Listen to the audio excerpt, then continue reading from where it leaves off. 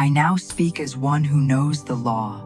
I now speak as one who remembers the truth. I now speak as one who walks in divine order. I am the command of prosperity, and every word I speak creates gold.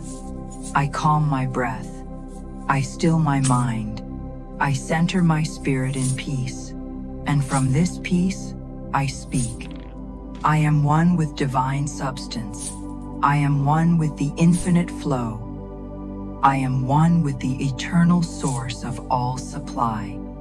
There is no separation between me and abundance, for God is my supply, and God never fails. All that I need is already prepared. All that I ask for is already provided. All that I desire is already moving toward me. I do not chase, I attract. I do not fear, I know. I do not doubt, I decree. Every word I speak is a seed. Every thought I think is a law. Every breath I take calls forth more good. I am the living command of prosperity, and prosperity answers when I call. I release all thought of lack. I release all belief in limitation. I release all worry about money. Money is not my master, it is my servant. Money obeys my peace. Money follows my gratitude. Money flows through me in divine order. I now declare, the substance of spirit fills my life. The riches of the universe move in perfect rhythm through every area of my world. All channels are open, all gates are unlocked, all pathways are clear. Divine ideas appear in perfect time. Right opportunities unfold with ease. Every door that belongs to me opens effortlessly. What is mine cannot be delayed. What is mine cannot be denied. What is mine comes to me quickly, easily, and under grace, in perfect ways. I rest in divine law. I rest in divine love. I rest in divine order. There is no struggle in spirit, and I am spirit made visible. Therefore, I do not struggle for supply. I stand in supply. I do not beg for abundance. I am abundance made manifest. God is my source. God is my guide. God is my unfailing support. When I move with divine direction. When I act from divine wisdom. When I speak divine law. Large sums of money come to me quickly and easily under grace, in perfect ways. I bless every dollar that arrives. I bless every dollar that departs. For money flows in eternal circulation, returning to me multiplied and magnified. I no longer fear the numbers I see. I no longer panic at bills or balances. I look only to the truth. God is my immediate and eternal supply. Therefore, I cannot lack. Therefore, I cannot fail. Therefore, I cannot fall. Every word I speak now becomes form. Every command I give becomes creation. Every decree I make becomes reality. The unseen listens and obeys. The substance of spirit takes shape. My words are law, and law fulfills itself. I am surrounded by divine increase. I am clothed in divine provision. I am crowned with divine success. I walk in the rhythm of plenty. I dwell in the vibration of overflow. Everywhere I go, prosperity greets me. Everything I touch multiplies with grace. The more I give, the more I receive. The more I bless, the more I expand. The more I trust, the more I am supplied. For I live in a universe of divine circulation, and circulation never ceases. I give thanks for my good now. I give thanks for the wealth unseen. I give thanks for the abundance already forming. Gratitude is my magnet. Gratitude is my gold. Gratitude is my gateway to infinite increase. I now speak this word again. I am the command of prosperity, and every word I speak creates gold. Gold in my thoughts, gold in my words, gold in my world. My accounts are filled. My business expands. My ideas flourish. My home is blessed. My life is rich in every way. I no longer look to people for supply. I look to the divine. People are channels. God is the source. Channels may change, but the source remains eternal. And because my source never fails, my supply never fails. All that I desire flows to me now. All that I require appears in perfect order. All that I imagine becomes visible with ease. My prosperity is not waiting. It is unfolding. My wealth is not future. It is now. My abundance is not distant. It is present. Every moment, divine substance responds to my vibration. Every thought of peace calls forth provision. Every breath of faith draws in new riches. I do not worry. I do not rush. I do not resist. I allow. I receive. I rejoice.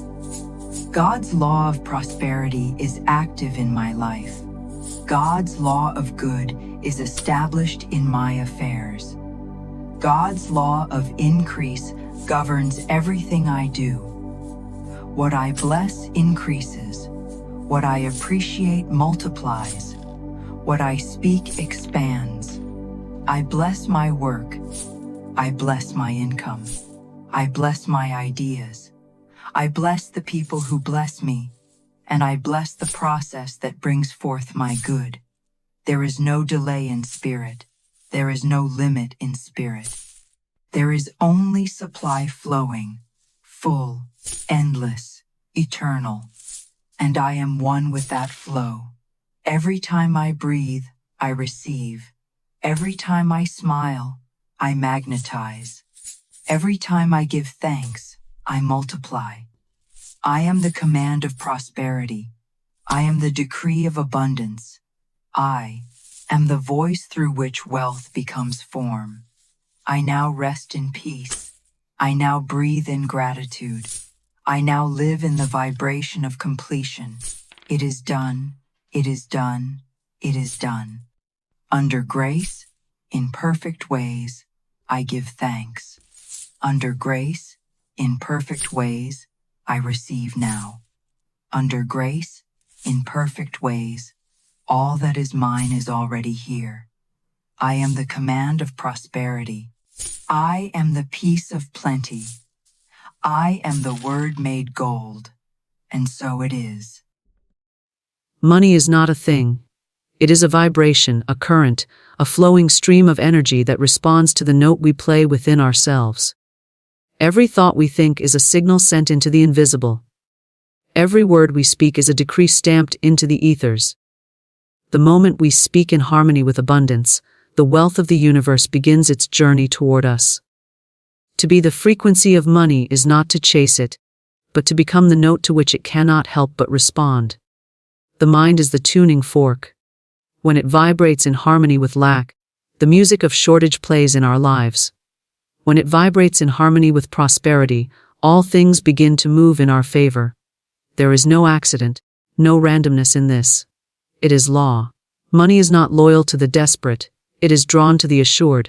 It comes not to those who plead, but to those who already see it in their possession. Those who know themselves as its rightful companion. To be the frequency of money is to stand in quiet certainty, knowing that all substance comes from the one source, and that source is infinite. The coins in your pocket, the bills in your purse, the gold in the vault, the numbers in the bank account, all are simply expressions of the same unending current. They are the shadow cast by an invisible sun of abundance. You do not beg the sun to shine, you step into its light. So it is with money. You align with its warmth, and it pours over you without effort. Poverty is not conquered with toil alone, it is dissolved by a change in vibration. You cannot plant weeds of fear and expect a harvest of plenty. The soil of the mind must be cleared, and the seed of abundance sown with unwavering faith. Faith is the golden bridge from the unseen to the seen. When you walk upon it, you no longer wonder how the money will come. You simply know it will. The how belongs to the infinite. The yes belongs to you. Money loves joy. It is drawn to those who walk lightly, who release resentment, who speak of others' prosperity with delight instead of envy. Envy closes the channel, praise opens it wide. When you can rejoice in another's gain, you prove that you trust the infinite storehouse from which all blessings come.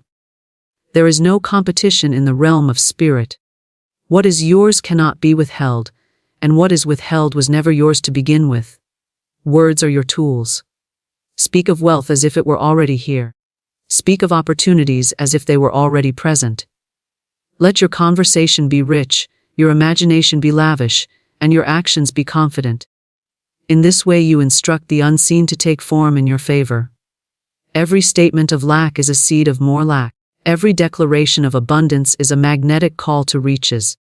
I am the frequency of the money because I live in the certainty that all supply is already mine in the invisible. My thought tunes the current. My faith directs the flow, my words carve the channel, and my gratitude keeps it full. Money is vibration, not pursuit. This is the first and most vital truth for anyone seeking to understand the nature of wealth and abundance. Most people have been taught from an early age that money is something you must chase, earn through strain, or acquire only through the slow grind of labor. They see it as a distant prize to be won through competition or as a reward for enough effort. But this is the misunderstanding that keeps it elusive.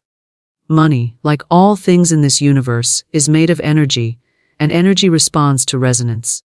It does not answer to desperation, it answers to alignment. When we say that money is vibration, we mean that it carries its own energetic frequency, just as sound, light, and emotion do. This frequency is matched by states of mind, beliefs, and feelings within us. When your inner vibration is tuned to wealth, you naturally and magnetically draw money into your life without strain. When your vibration is tuned to lack, money becomes a stranger, no matter how hard you reach for it. The real work, then, is not to chase money, but to become the kind of person to whom money flows freely. Someone whose mental and emotional state is in harmony with prosperity itself. Chasing money is like chasing your own shadow. The more you lunge for it, the more it slips out of reach, because the act of pursuit signals to the universe that you do not yet have it. This signal of not having is a vibration of lack, and the law of resonance ensures you receive more of what you radiate.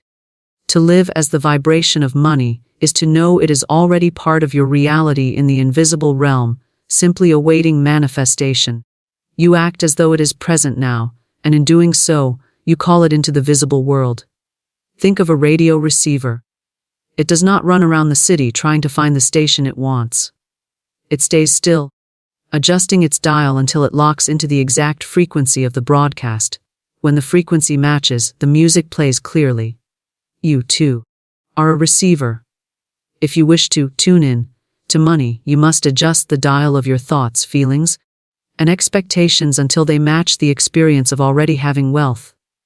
This means releasing fear, distrust, and doubt, for they are static on the line. It means cultivating gratitude, certainty, and joy, for they are the clearest channels through which abundance can flow. Money's vibration is one of circulation, flow, and generosity. It does not thrive in the clenched fist. When you are afraid to let it go, you are signaling that you do not believe more will come, and this fear lowers your frequency. On the other hand, when you spend or give with ease, knowing that money is like the tide, always returning, you align with its natural rhythm. You do not need to hold on to it desperately. You simply remain in the stream, knowing more is on the way. Your body knows vibration. It is the language of your cells. When you feel abundant, your heart rate, breathing, and posture shift. You walk differently, speak differently, and others can sense it. This is not arrogance. It is confidence born from inner alignment. People, opportunities, and ideas begin to arrange themselves around you, as if guided by unseen hands. This is why some seem to attract wealth. Without effort they have learned, consciously or unconsciously, to match the frequency of prosperity. This is also why two people can work the same hours in the same field, yet one struggles while the other thrives.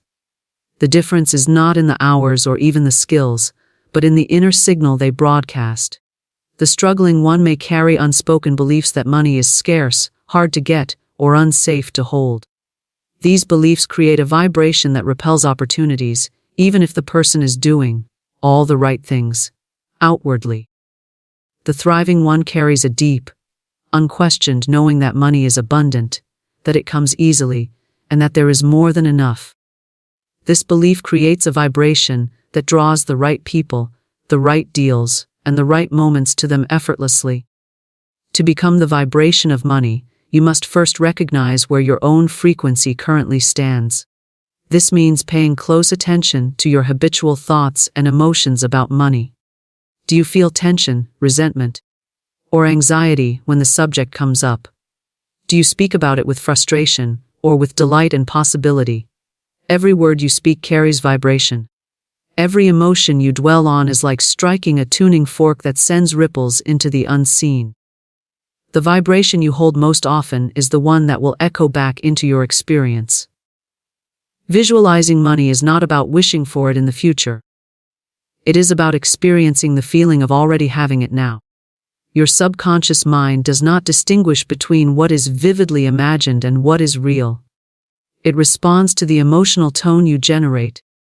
If you consistently dwell in the feeling of plenty, your vibration shifts, and the outer world begins to rearrange itself to match. This is the magnetic principle at work. You cannot help but attract that which is in tune with your dominant vibration. Money's vibration is also rooted in trust. Trust that the source of all supply is infinite. Trust that your needs will be met. Trust that every outflow will be replaced with greater inflow. Without this trust, the fear of loss or scarcity will cloud your frequency and interrupt the flow. Trust clears the path. It tells the universe, I am ready to receive. I am ready to circulate. I am in harmony with abundance. And the universe always answers a clear, unwavering tone.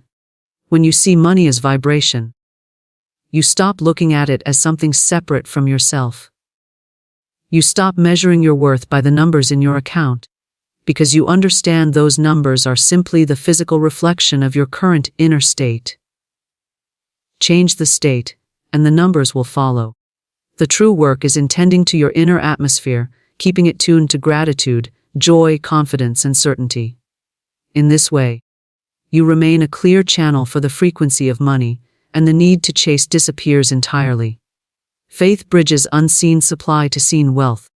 This truth is the foundation upon which all manifestation rests. Because everything you desire already exists in the invisible realm before it can appear in the tangible. The world you touch and see is only the final stage of creation. The first stage is always invisible, existing in thought, belief, and energetic form. Faith is the force that allows you to cross the gap between what is not yet seen and what is ready to take shape in your physical reality. Without faith, the bridge remains unfinished, and the supply that is yours by divine right cannot travel to you. The unseen supply is limitless.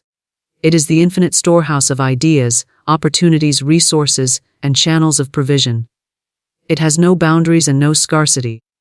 There is no limit to the number of ways wealth can come into your life. Yet the human mind often tries to confine it to one or two possible routes.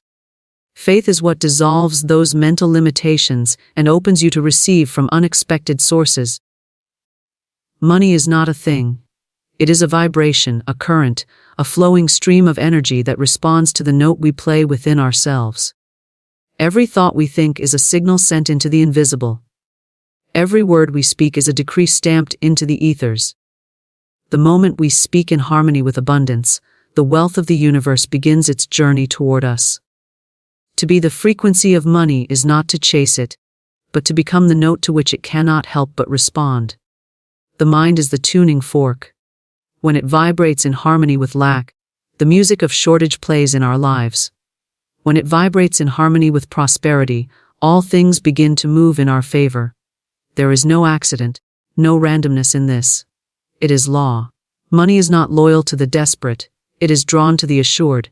It comes not to those who plead, but to those who already see it in their possession. Those who know themselves as its rightful companion.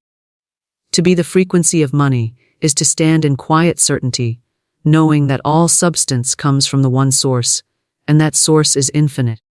The coins in your pocket, the bills in your purse, the gold in the vault, the numbers in the bank account, all are simply expressions of the same unending current. They are the shadow cast by an invisible sun of abundance. You do not beg the sun to shine, you step into its light. So it is with money. You align with its warmth, and it pours over you without effort. Poverty is not conquered with toil alone, it is dissolved by a change in vibration. You cannot plant weeds of fear and expect a harvest of plenty. The soil of the mind must be cleared, and the seed of abundance sown with unwavering faith. Faith is the golden bridge from the unseen to the seen. When you walk upon it, you no longer wonder how the money will come. You simply know it will. The how belongs to the infinite. The yes belongs to you. Money loves joy. It is drawn to those who walk lightly, who release resentment, who speak of others' prosperity with delight instead of envy. Envy closes the channel, praise opens it wide. When you can rejoice in another's gain, you prove that you trust the infinite storehouse from which all blessings come. There is no competition in the realm of spirit. What is yours cannot be withheld, and what is withheld was never yours to begin with. Words are your tools. Speak of wealth as if it were already here. Speak of opportunities as if they were already present. Let your conversation be rich, your imagination be lavish, and your actions be confident. In this way you instruct the unseen to take form in your favor. Every statement of lack is a seed of more lack. Every declaration of abundance is a magnetic call to riches. I am the frequency of the money because I live in the certainty that all supply is already mine in the invisible. My thought tunes the current. My faith directs the flow, my words carve the channel, and my gratitude keeps it full. Money is vibration, not pursuit. This is the first and most vital truth for anyone seeking to understand the nature of wealth and abundance. Most people have been taught from an early age that money is something you must chase, earn through strain, or acquire only through the slow grind of labor. They see it as a distant prize to be won through competition or as a reward for enough effort. But this is the misunderstanding that keeps it elusive. Money, like all things in this universe, is made of energy, and energy responds to resonance. It does not answer to desperation, it answers to alignment. When we say that money is vibration, we mean that it carries its own energetic frequency, just as sound, light, and emotion do. This frequency is matched by states of mind, beliefs, and feelings within us. When your inner vibration is tuned to wealth, you naturally and magnetically draw money into your life without strain. When your vibration is tuned to lack, money becomes a stranger, no matter how hard you reach for it. The real work, then, is not to chase money, but to become the kind of person to whom money flows freely. Someone whose mental and emotional state is in harmony with prosperity itself. Chasing money is like chasing your own shadow. The more you lunge for it, the more it slips out of reach, because the act of pursuit signals to the universe that you do not yet have it. This signal of not having is a vibration of lack, and the law of resonance ensures you receive more of what you radiate. To live as the vibration of money is to know it is already part of your reality in the invisible realm, simply awaiting manifestation. You act as though it is present now, and in doing so, you call it into the visible world. Think of a radio receiver. It does not run around the city trying to find the station it wants. It stays still, adjusting its dial until it locks into the exact frequency of the broadcast. When the frequency matches, the music plays clearly. You, too, are a receiver.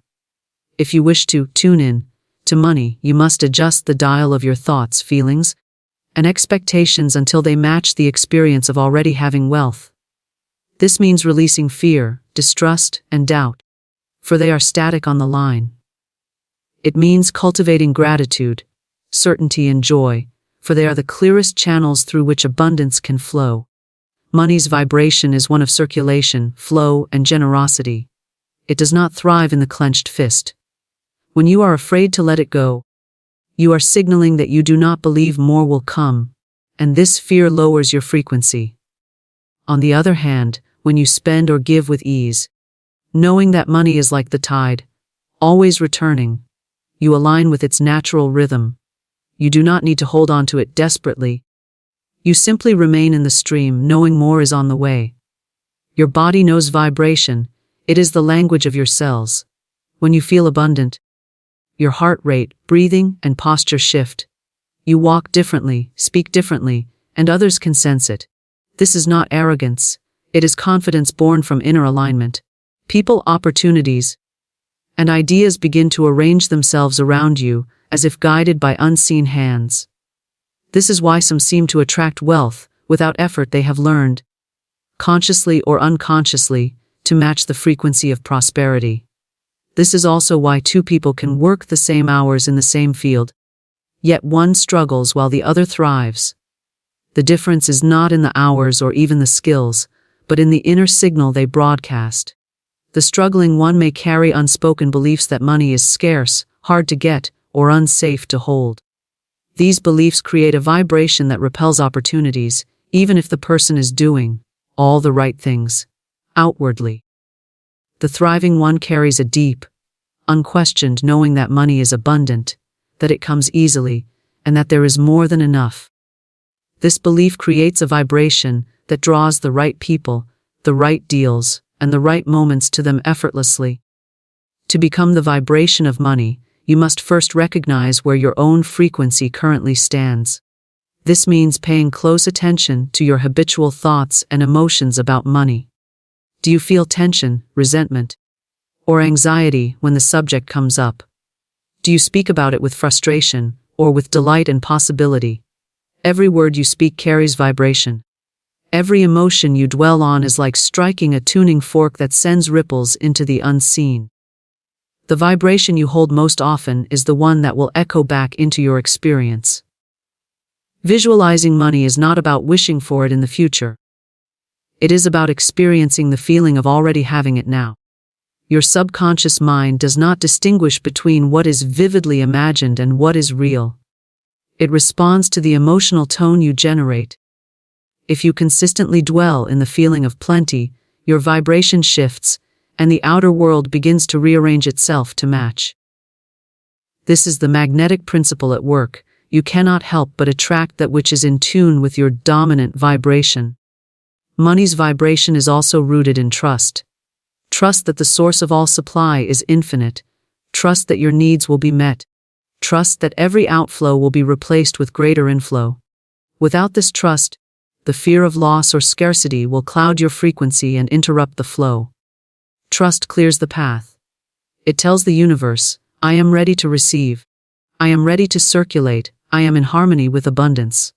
And the universe always answers a clear, unwavering tone. When you see money as vibration, you stop looking at it as something separate from yourself. You stop measuring your worth by the numbers in your account, because you understand those numbers are simply the physical reflection of your current inner state. Change the state, and the numbers will follow. The true work is in tending to your inner atmosphere, keeping it tuned to gratitude, joy, confidence, and certainty. In this way, you remain a clear channel for the frequency of money, and the need to chase disappears entirely. Faith bridges unseen supply to seen wealth. This truth is the foundation upon which all manifestation rests. Because everything you desire already exists in the invisible realm before it can appear in the tangible. The world you touch and see is only the final stage of creation. The first stage is always invisible, existing in thought, belief, and energetic form. Faith is the force that allows you to cross the gap between what is not yet seen and what is ready to take shape in your physical reality. Without faith, the bridge remains unfinished, and the supply that is yours by divine right cannot travel to you. The unseen supply is limitless. It is the infinite storehouse of ideas, opportunities, resources, and channels of provision. It has no boundaries and no scarcity. There is no limit to the number of ways wealth can come into your life. Yet the human mind often tries to confine it to one or two possible routes. Faith is what dissolves those mental limitations and opens you to receive from unexpected sources. When you trust that the supply exists even when you cannot see it, you allow it to move toward you by the most direct and harmonious path. Faith is not wishful thinking. It is not hope that something might happen if conditions are right. Faith is the inner knowing that what you have asked for is already yours in essence, and that the physical manifestation is simply catching up to your acceptance of it. It is certainty in motion, not hesitation in waiting. You do not stand on the shore staring across the river wondering if a bridge will appear. You step forward, confident that each plank will be laid beneath your feet as you go. In the same way, faith removes the need to control the how of your supply. When you believe only in what you can see, you are tempted to manipulate circumstances, push outcomes, and strain to make things happen. This strain is the opposite of faith. It signals that you trust only your limited power rather than the infinite intelligence that orchestrates all things. Faith says, I do not need to know the details. I only need to hold the vibration and the vision. The way will open at the right moment. And as you maintain that inner conviction, doors you did not even know existed begin to open. There is an invisible rhythm to life's supply, and faith tunes you to it. Without faith, you live by appearances alone. And appearances are often deceptive. You may see a dwindling bank account and assume that the supply is drying up, when in truth, the current is only shifting channels. Without faith, you panic and grasp at what you have, closing the door to the fresh inflow. With faith, you remain calm and receptive, allowing the new channel to form. This calm expectancy is a magnetic signal that draws resources, ideas, and helpers to you without force. Faith is also the antidote to fear. Fear says, what if it doesn't come? Faith says, it is already here. Fear contracts your energy, causing you to miss the opportunities that are right before you. Faith expands your awareness, allowing you to recognize and act on those opportunities. The two cannot live in the same space. One must yield to the other. Every time you choose to feed faith instead of fear, you strengthen the bridge from the unseen to the seen. It is easy to believe in supply when it is visible. The true test is believing when there is no sign at all. This is why faith is often cultivated in times of apparent lack. Those are the moments when you learn to walk the invisible bridge without a single plank in sight. When you persist in holding your vision despite outer evidence to the contrary, you are declaring that the unseen reality is more true to you than the temporary appearance of lack. That declaration shifts your vibration and begins to call the physical manifestation into being. Faith operates best when it is paired with gratitude. Gratitude affirms that you already have the thing in spirit, and faith carries that affirmation across the bridge into form. When you give thanks for the money, the opportunity, or the success before it arrives, you are acting as if the bridge is already complete. The act of gratitude is itself a statement of faith, and it quickens the manifestation process because it removes the vibration of waiting and replaces it with the vibration of having. The bridge of faith is not always built in straight lines. Sometimes your supply comes through channels you never anticipated, from people you did not know, or in forms you did not imagine. The human mind often expects wealth to arrive in a neat, direct package. But faith allows it to come in whatever way is best. You may believe you need a certain sum of money, and instead you receive the very thing you would have used that money to purchase. Faith accepts the supply in whatever form it takes, knowing the essence is the same. Doubt is like a missing plank in the bridge. It slows your crossing and weakens the structure. Every time you indulge in worry, you are stepping back from the bridge, making the journey longer. But every act of trust, every moment of confident expectation, lays another plank. Some people stop halfway, turning back, because they cannot see the other side. Others keep moving, knowing that the bridge leads to solid ground, even if it is hidden by the mist. It is those who keep walking that discover the truth. The supply was always there, waiting for them to arrive. Faith also invites inspired action. It is not a passive sitting and waiting, but a state of readiness and willingness to act when the inner prompting comes.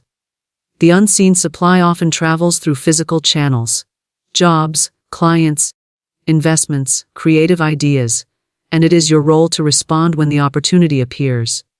Without faith, you may dismiss these prompts, thinking they are too small, too risky, or unrelated. With faith, you recognize them as the first visible planks of your bridge, and you step onto them without hesitation. Every great fortune, every remarkable success, began with someone holding a vision in faith before the world could see it. The outer circumstances often looked unfavorable at the start.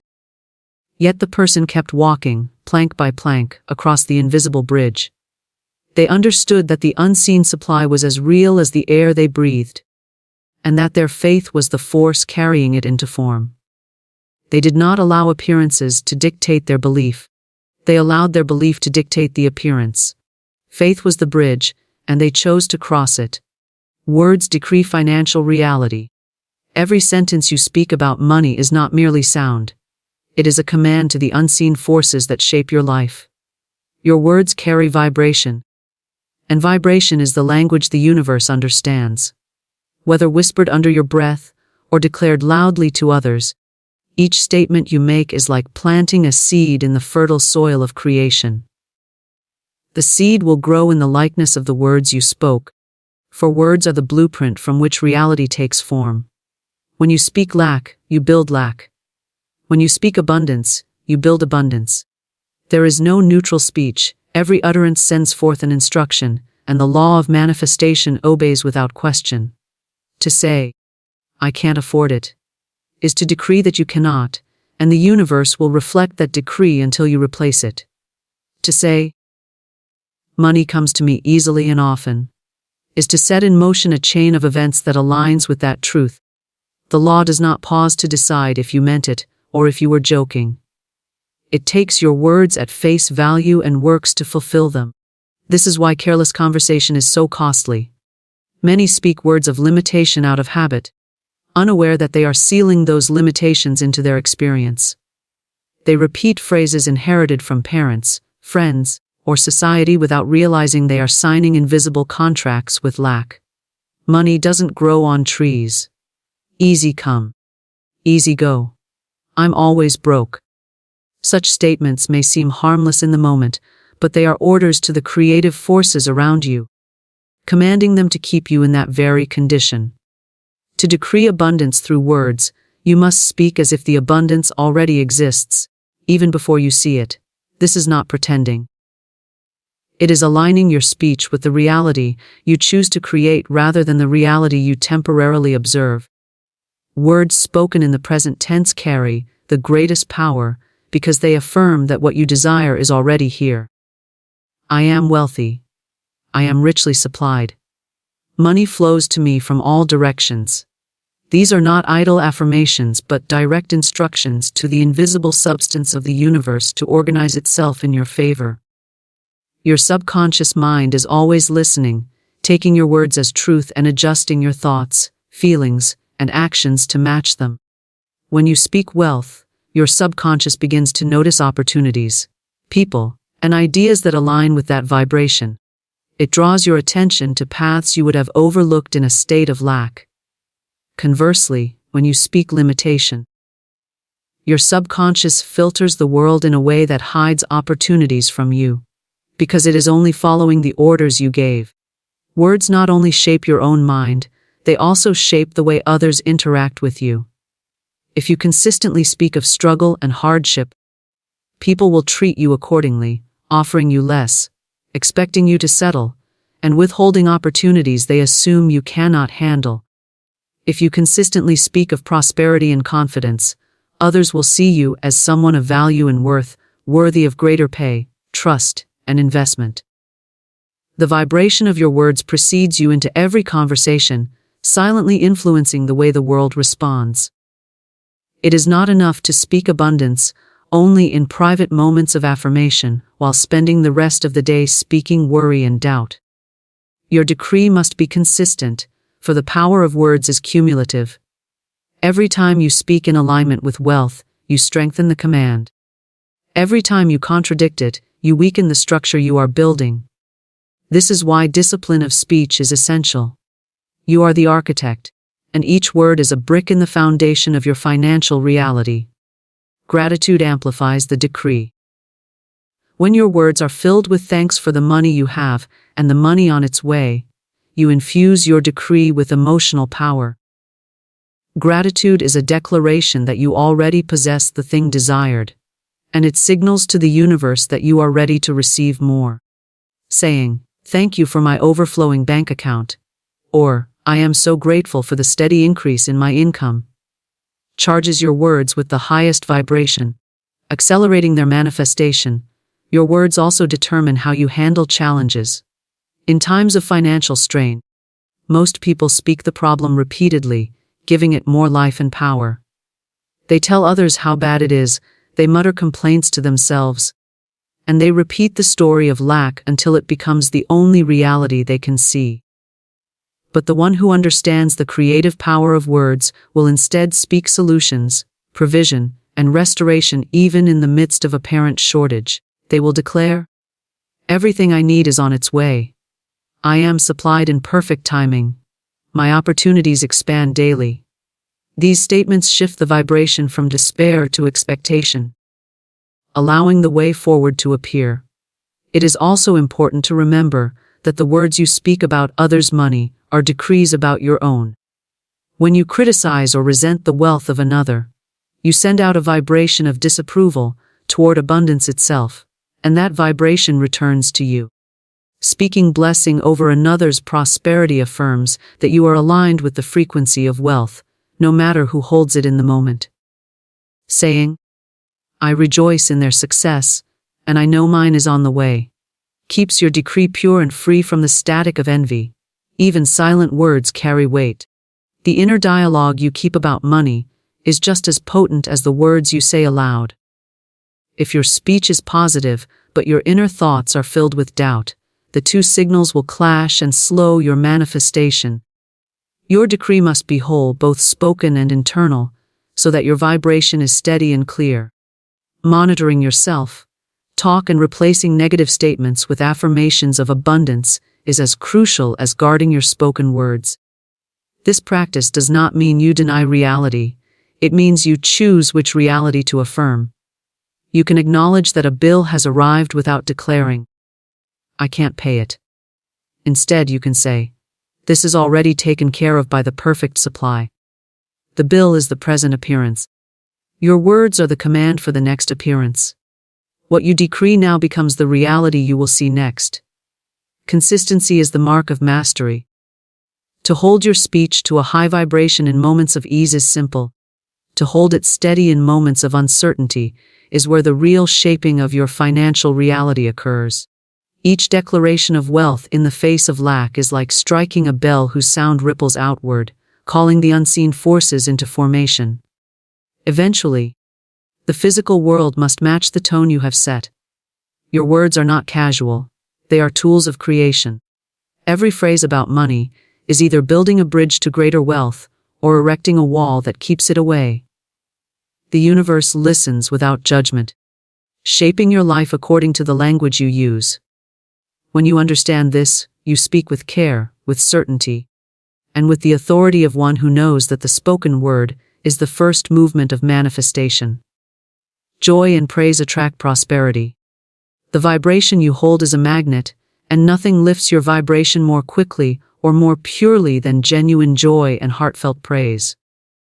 These are not fleeting moods that depend on outside events, they are deliberate states of being you can choose in any moment.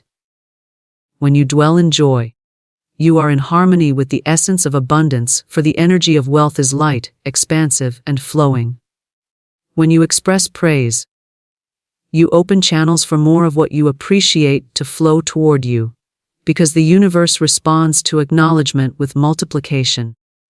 Joy is the atmosphere in which prosperity thrives. In the same way that certain plants require sunlight to flourish, the seeds of abundance need the warmth of joy to grow strong. Joy signals that you are already satisfied, that you trust life, and that you expect more good to come. It dissolves the vibration of worry, which is a barrier to supply, and replaces it with the vibration of ease, which invites supply. When you allow yourself to feel joy before the thing you desire arrives, you align with the feeling of already having it, and this alignment is the key to manifestation. Praise is the spoken form of joy, and it carries immense creative power. To praise something is to affirm its value, to give it attention infused with gratitude and admiration. When you praise the money you have, however small the amount, you give it a magnetic charge that calls for increase. When you praise the opportunities around you, you amplify their potential. Praise focuses your attention on what is working, what is growing, and what is possible, which keeps your vibration high and receptive. Many overlook the power of praise because they reserve it only for extraordinary moments. They wait until something remarkable happens before they express appreciation. Yet the true alchemy occurs when you praise the ordinary, when you find beauty and goodness in the smallest details of your life. This habit builds a steady current of gratitude that magnetizes more to be grateful for. Saying, "I am so thankful for the food before me," or "I rejoice in the roof over my head," sets the tone for larger blessings to enter. Joy and praise are also powerful antidotes to envy. Envy is a constricting force. It sends a signal that you believe there is not enough to go around, and in doing so, it pushes abundance away from you.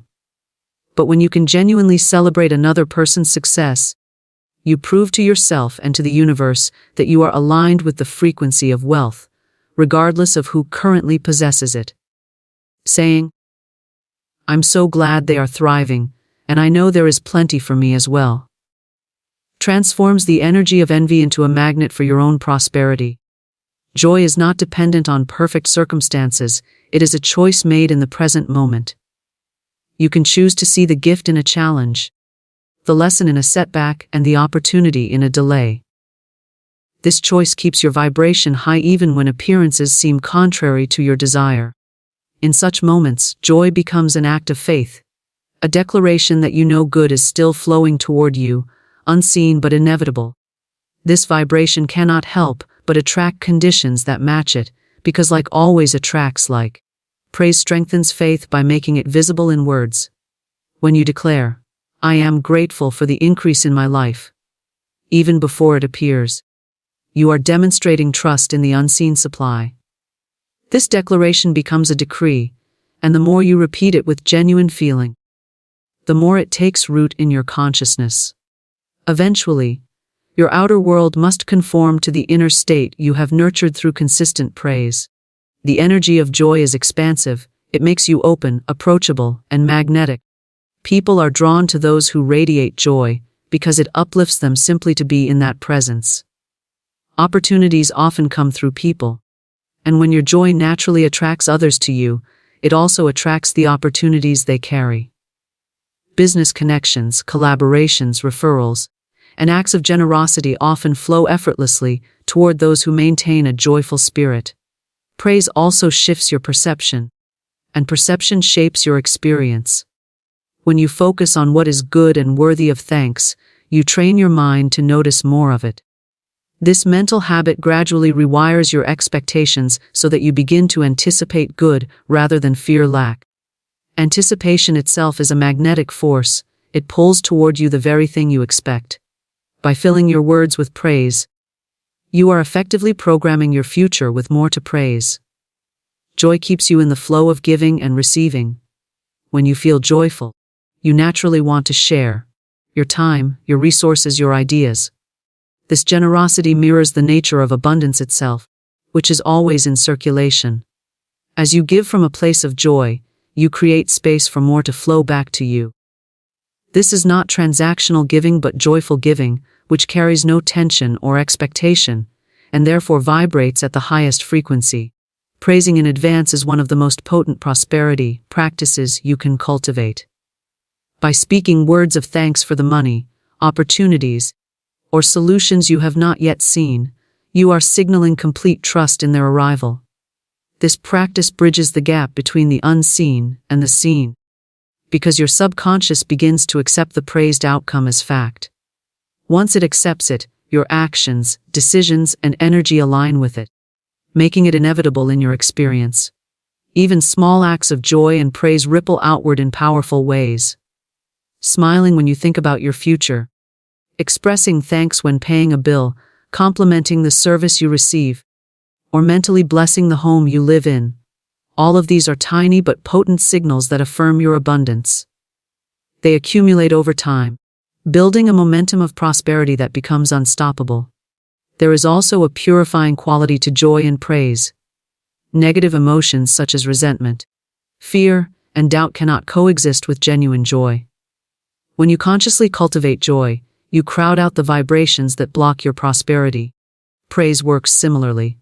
It focuses your attention so fully on what is good that there is no room left to dwell on what is lacking. In this way, both joy and praise act as guardians of your financial vibration, keeping it high and clear. Joy can be sparked intentionally, even when it does not arise naturally. Music, movement, creativity, nature, laughter. These are tools that can shift your state and bring you back into alignment with abundance. When you understand that joy is a magnetic force for prosperity, you will make it a priority rather than a luxury. It becomes part of your discipline, as essential as managing your finances or setting goals. Praise, too, can be cultivated through conscious practice. Keeping a daily list of things you are thankful for, speaking blessings over your current possessions, or voicing appreciation to others creates a rhythm of praise that strengthens with use. Over time, this rhythm becomes second nature, and your life begins to reflect it in tangible ways. Certainty aligns with infinite source. The energy that creates worlds does not waver, and when you learn to stand in that same unwavering confidence, you bring yourself into harmony with its flow. Certainty is not arrogance, it is the calm, unshakable knowing that your supply, your opportunities, and your success are as secure as the sunrise. It is the refusal to be swayed by appearances, because you understand that appearances are temporary shadows, while the source of all good is eternal and constant. When you are certain, you are no longer grasping at outcomes or chasing after results. You are simply allowing the inevitable to unfold in its perfect timing. The infinite source is the reservoir from which all wealth, ideas, and opportunities spring. It is not bound by the economy, by circumstance, or by the actions of others. It holds an inexhaustible supply that can reach you through countless channels, many of which you cannot see until you are ready to receive them. Certainty is the signal that you are ready. It tells the source, I trust the flow completely. I know my needs are already met, I expect my good, and I recognize it when it appears. Without this certainty, the channel becomes clouded by doubt and hesitation, and the flow slows or detours. Certainty is a vibration, and like all vibrations, it draws to itself matching experiences. When you carry the energy of doubt, you draw in situations that confirm uncertainty, delays, obstacles, and mixed results. When you radiate certainty, life arranges itself to reflect that stability. You begin to encounter people who support your vision, opportunities that unfold easily, and outcomes that align perfectly with your desires. This is not coincidence, it is resonance. The infinite source responds to the frequency you hold most consistently, and certainty is one of the highest and clearest frequencies you can emit. This certainty is not blind belief, it is built on the understanding of spiritual law.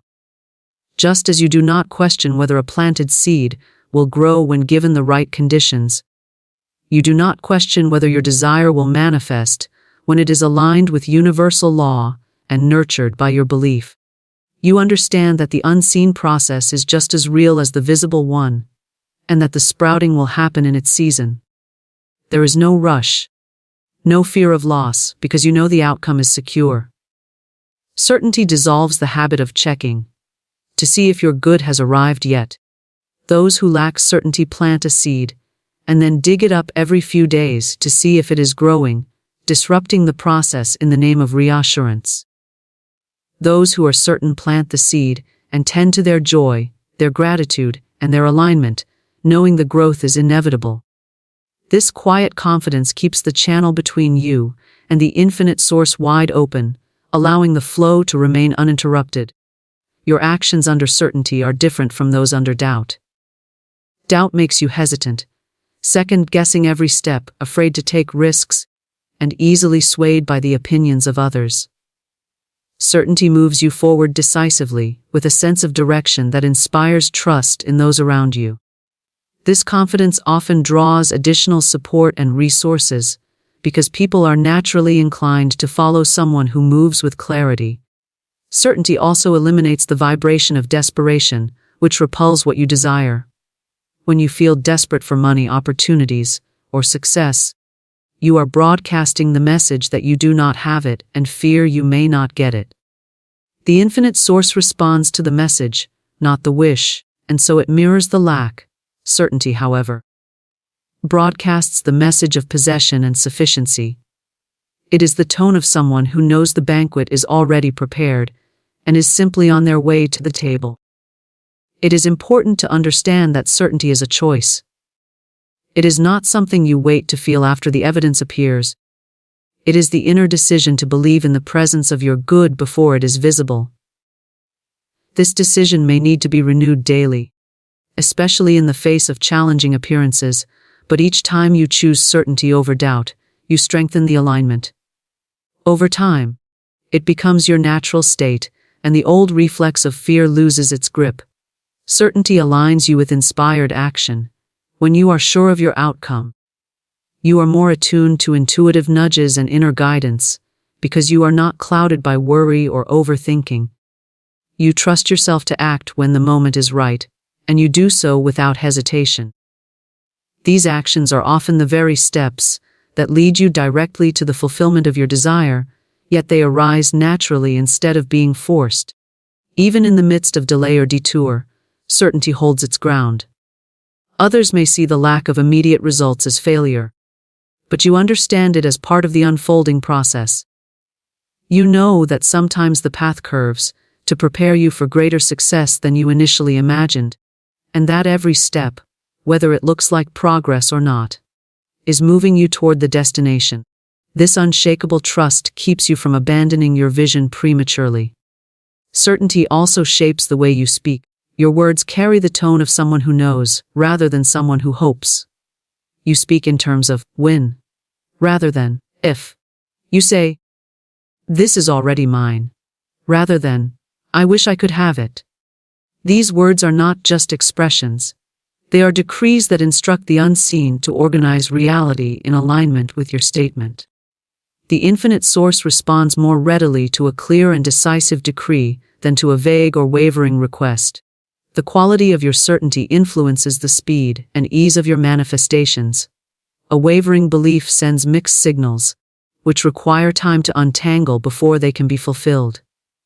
A steady, unwavering certainty sends one clear signal, allowing the source to deliver without interference.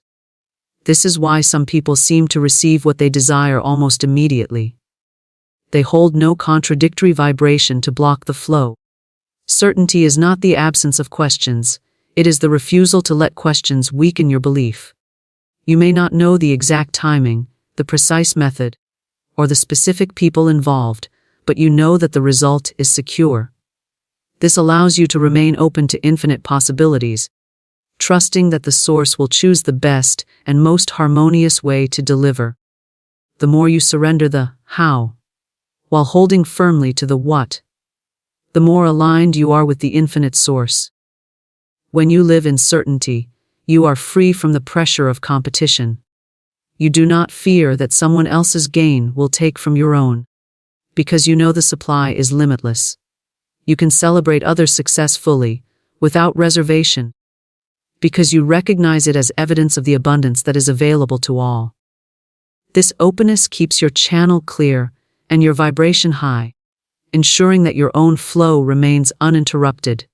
Certainty also shapes how you handle challenges in your financial or personal journey. Instead of seeing obstacles as threats, you interpret them as adjustments that are making way for a better outcome. This perspective keeps you from reacting with fear and making choices that would block the flow. It allows you to respond with clarity and grace, which in turn attracts solutions and assistance from unexpected places. The infinite source is always in operation, and certainty is your way of stepping into its current.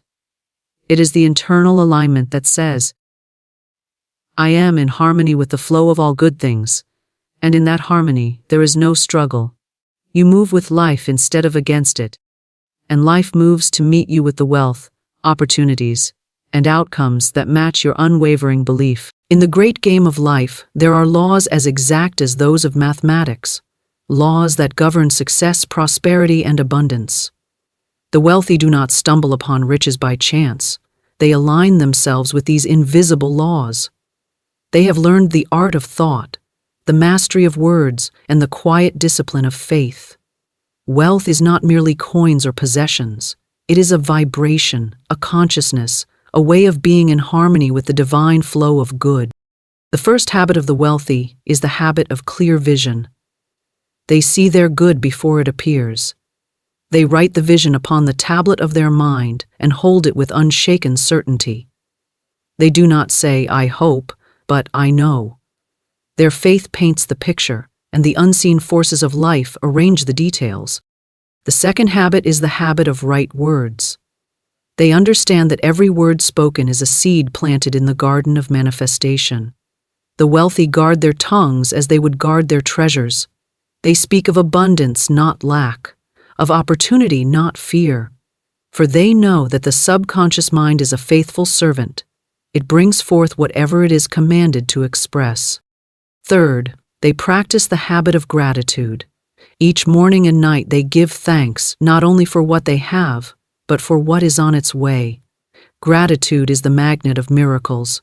It opens the floodgates of supply.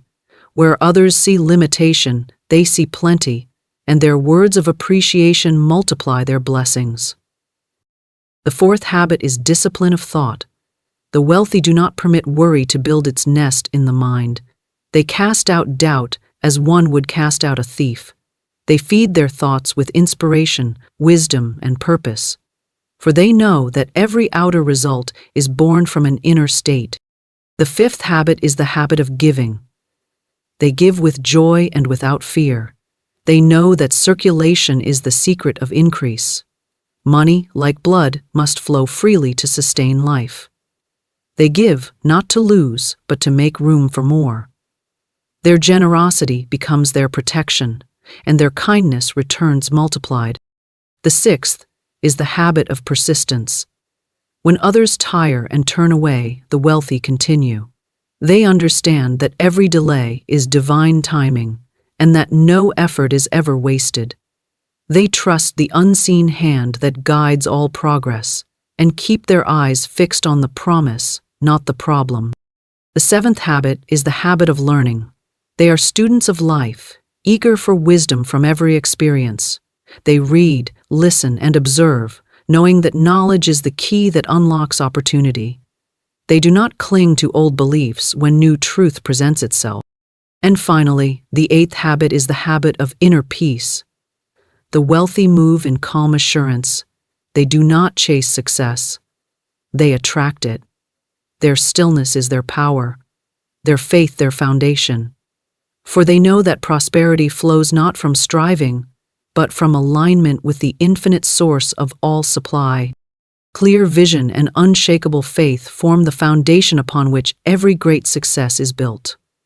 Wealthy people, in their thoughts and actions, demonstrate that the mind is the workshop of creation and that the power of imagination is the first step toward manifestation. They understand that to see with the eyes of spirit is far greater than to see with the eyes of flesh. Before any achievement, before any fortune, there exists a picture held firmly within the mind, a mental image infused with faith so strong that no doubt can touch it. This vision is not merely a passing wish or a fleeting desire. It is a knowing. It is a command to the invisible forces of life that says, "This is what shall be." The wealthy do not wait for circumstances to prove their vision. They hold the image long before outer conditions appear. When they face lack, they do not speak of poverty. When they face obstacles, they do not confess defeat. Instead, they return again and again to their inner picture of success. They paint it vividly, with the colors of faith and expectation. They see themselves already possessing the thing desired, already walking in the result they seek. The mind, so impressed, begins to draw to itself the people, ideas, and opportunities that make the vision real. This habit of clear vision is not an act of imagination alone. It is an act of spiritual law. The universe responds to mental pictures as surely as soil responds to seed. The thought held with faith is the pattern upon which the unseen substance of life begins to shape itself. When one holds confusion or fear, the result is disorder. But when one holds clarity and calm assurance, everything aligns in divine order. The wealthy know this truth deeply, and they live by it. They do not waste thought on how their dream will come to pass. They focus only on the what, and the unwavering belief that it will unfold in perfect time. To maintain clear vision, one must train the imagination as an artist trains the hand. The untrained mind drifts easily into worry, self-doubt, and disbelief, but the disciplined mind returns swiftly to its picture of success. The wealthy often set aside quiet moments each day to visualize their goals, to feel them as already achieved, to affirm that the way is prepared and all doors are open. They do not allow fear to take root. They know that every doubt is a thief that steals from tomorrow's abundance. So they replace doubt with affirmation, fear with faith, and confusion with clarity. Unshakable faith is the companion of clear vision. Without faith, vision fades into mere fantasy. Faith is the power that sustains the image when nothing in the outer world seems to support it. It is the inner conviction that what is unseen will soon be seen. Wealthy people cultivate this faith until it becomes a habit, a natural state of being. They do not rely solely on effort or chance. They believe that the same divine intelligence that governs the stars also governs their affairs. They trust in timing, in the unfolding of events, and in the law that says all things are possible to the one who believes. When setbacks come, and they always do, the wealthy do not abandon their vision. They hold it even closer. They treat obstacles as tests of endurance, opportunities to strengthen faith. They understand that delay does not mean denial. In their hearts, they keep affirming that everything is working together for their good, even when the outer picture is unclear. Faith to them is not blind. It is illuminated by understanding. They know that the invisible realm is teeming with creative power, waiting to be directed by thought and feeling. The wealthy speak their vision into existence. They use words as instruments of creation. When they declare a thing, they speak it with certainty, never half-heartedly. I am successful. I am prosperous. My work is richly rewarded. Such affirmations are not empty phrases to them, but statements of truth. They understand that spoken words have vibration and that vibration molds substance. Through repetition and feeling, they impress these truths upon the subconscious mind, and soon their outer life begins to mirror their inner declarations. Clarity of vision also requires the release of contradiction. One cannot hold a picture of abundance while secretly entertaining thoughts of limitation. The wealthy guard against this. They do not indulge in negative conversation or join in complaints about the economy, luck, or fate. They recognize that such talk blurs the mental image and weakens the current of faith. Instead, they dwell on ideas of growth, service, and opportunity. They keep their focus pure, their intention steady. They know that what they dwell upon, they draw upon. Faith, once established, becomes a force that magnetizes everything needed for fulfillment. It is not strained or anxious, it is calm, confident, and sure. The wealthy rest in the knowing that all supply is already theirs in the invisible, waiting only to be called forth into visibility. They live as though the promise were already kept. They walk as though the goal were already attained. This attitude of certainty alters their vibration, and their environment responds in kind. People feel their confidence and are drawn to their energy. Doors open, ideas arrive, and circumstances arrange themselves with almost magical precision. Vision and faith together create a powerful rhythm. Vision defines the destination, faith fuels the journey. Without vision, energy is scattered. Without faith, effort is weak. The wealthy combine both in perfect harmony. They know where they are going, and they trust that they will get there, even if the path is hidden for a time. They act from inspiration, not desperation. They move forward with assurance, guided by an inner compass that never fails. This clear vision is not limited to material goals. True wealth embraces purpose, joy, and contribution. The wealthy visualize not only their own success, but the good they can bring to others through it. Their vision includes the upliftment of those around them, for they understand that prosperity shared is prosperity multiplied. Their faith is not selfish, it is expansive. It acknowledges that abundance is infinite and available to all who align with it. The habit of maintaining clear vision and unshakable faith transforms life into a continuous unfolding of good.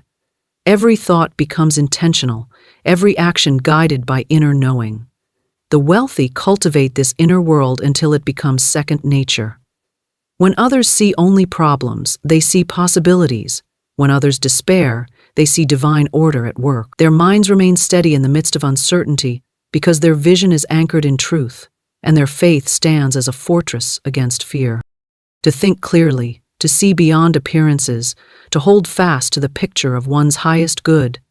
This is the secret that separates those who wish from those who achieve. Wealthy individuals understand that all manifestation begins within. They treat their mental images as sacred, their faith as law, and through this unwavering combination, they call forth from the invisible into the visible every form of abundance their hearts can conceive. The power of right words is one of the most sacred and profound principles known to those who understand the laws of success and abundance. Every word that passes from the lips carries vibration, energy, and creative force. It is through the spoken word that thoughts take form, that invisible ideas are clothed in sound, and that reality begins to shape itself around belief. Wealthy people know that words are not idle, they are living instruments of creation. They choose their words with care, with intention, and with awareness that each one is a decree sent into the universe, commanding it to bring forth according to its kind. Those who have attained true prosperity understand that the tongue holds the power of life and death, not only in the physical sense, but in the realm of circumstance, opportunity, and destiny. The words we speak either build us or break us. They either call abundance or summon lack. The wealthy have mastered the art of directing their speech toward good. They never speak of failure, misfortune, or limitation. They refuse to give power to negativity by naming it. Instead, they speak words of strength, confidence, and increase. When they speak of their future, they declare it bright and full of promise. When they speak of themselves, they affirm their worth, their capability, and their divine right to success. To speak rightly is not mere positive thinking, it is the deliberate use of divine law. The subconscious mind, ever faithful and unquestioning, accepts the words we speak as commands. It does not argue or reason, it simply obeys. Therefore, the wealthy are vigilant in their speech. They understand that to say, "I can't," "I never have enough," or "I'm always struggling," is to write those conditions upon the tablet of the subconscious and to invite them into manifestation. They instead choose words that affirm harmony, progress, and sufficiency. "I am capable. I always have more than enough. Everything I touch prospers." Such statements become their truth, because spoken word, when joined with belief, sets creative energy in motion. The wealthy also know the importance of silence. They understand that speech without purpose wastes energy, and that idle chatter often opens the door to contradiction. They do not join in conversations of complaint or gossip, for such words lower vibration and blur the mental picture of success.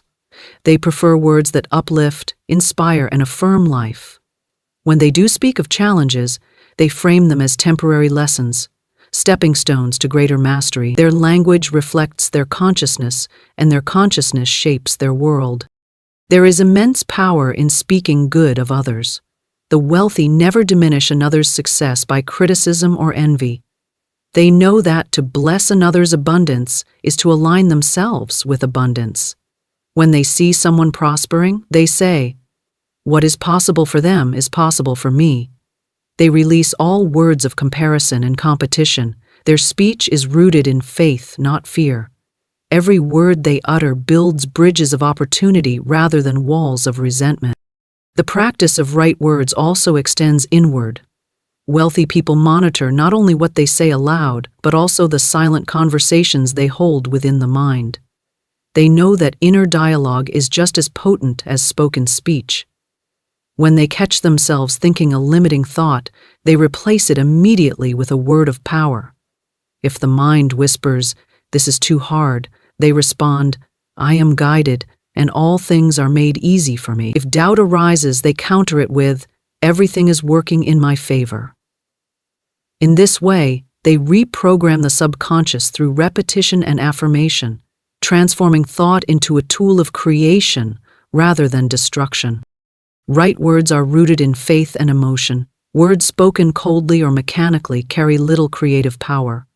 The wealthy speak their affirmations with feeling, with conviction that what they declare is already true. They feel the joy, peace, and gratitude of the fulfilled desire even before it appears. This emotional energy charges their words with vitality and sends them out like arrows of light, sure to strike their mark. They understand that the universe responds not to empty speech but to the vibration behind it. Their language is also precise. They avoid vague expressions like "I hope" or "I wish," for such words suggest uncertainty. Instead they say, "I know," "I expect," "I receive." Hope is a waiting posture. Faith is a commanding one. The wealthy use language that commands, that declares, that assumes. They speak as if the promise were already kept, the door already opened, the goal already achieved. Their words set the tone of their vibration, and their vibration determines the experiences drawn to them. The discipline of right words requires awareness. The wealthy cultivate this awareness daily. They become observers of their speech, catching themselves before a careless statement escapes. They may pause mid-sentence to reframe a thought, transforming "this will be difficult" into "this will teach me something valuable." They take responsibility for every word, knowing that the universe listens to each one as an order waiting to be fulfilled. Through this mindfulness, their words become pure, powerful, and productive. Words also carry the power to heal. Wealthy people often use their speech to bless their endeavors, their homes, their relationships, and their finances. They speak peace into conflict, harmony into confusion, and abundance into lack. When they face adversity, they speak calmness and order, saying, "There is nothing to fear. Divine intelligence is guiding me now." In doing so, they neutralize fear and call forth faith. They know that no situation is beyond transformation when approached with words spoken in truth and love. They understand, too, that humor and kindness are forms of wealth. Words that make others feel valued, encouraged, or uplifted are investments in goodwill that return multiplied blessings. The wealthy are often gracious speakers, generous in praise, and quick to acknowledge the good in others. Their words create warmth, trust, and opportunity because people naturally gravitate toward those who make them feel seen and inspired. In moments of solitude, they continue their practice through affirmations, prayers, or written declarations. They may keep journals of prosperity statements or repeat powerful phrases throughout the day. Each repetition strengthens the neural pathways of belief, transforming words into habits and habits into reality. They do not let negative words linger or take root. They uproot them swiftly and replace them with words that align with their vision. The wealthy recognize that right speech extends beyond the self. It is also a form of service to the world. When they speak hope to someone in despair, when they speak possibility to one who has lost faith, they are using their words as instruments of light. They become channels through which divine energy flows, and in lifting others, they lift themselves. The words they speak ripple outward, shaping environments, influencing minds, and transforming situations they may never see. There is no wasted word in their vocabulary. Every sentence is a tool, every statement a seed. They do not underestimate the power of casual remarks or passing comments, for they know that even those carry vibration. Thus, they choose to speak only what they wish to see multiplied. Their words are measured, not by caution but by intention. They understand that language is a form of wealth, and mastery of it is mastery of life. Through years of practice, right words become their natural speech. They no longer need to monitor every phrase, for truth has become their default language. Their words bless, build, and bring forth. They speak success because they think success. They think success because they believe in divine abundance. And because they believe, their words never return void. Each word becomes a golden thread, weaving the fabric of prosperity, health, and harmony in the tapestry of their existence. The attitude of gratitude is the golden key that unlocks the treasury of abundance. It is the sacred bridge between the seen and the unseen, between desire and fulfillment. Wealthy people understand that gratitude is not simply a polite expression or a social courtesy. It is a living force, a magnet that draws all good things toward itself. When one gives thanks, one aligns with the rhythm of divine supply. Gratitude changes vibration, and vibration changes circumstance. Those who live in continual thankfulness move through life with a quiet assurance that everything they need will be provided, and that every experience, whether pleasant or challenging, is working toward their ultimate good. The wealthy begin and end each day in gratitude. In the morning, before the world has made its demands, they give thanks for the breath in their body, for the opportunity to create, for the countless blessings already present and those yet unseen.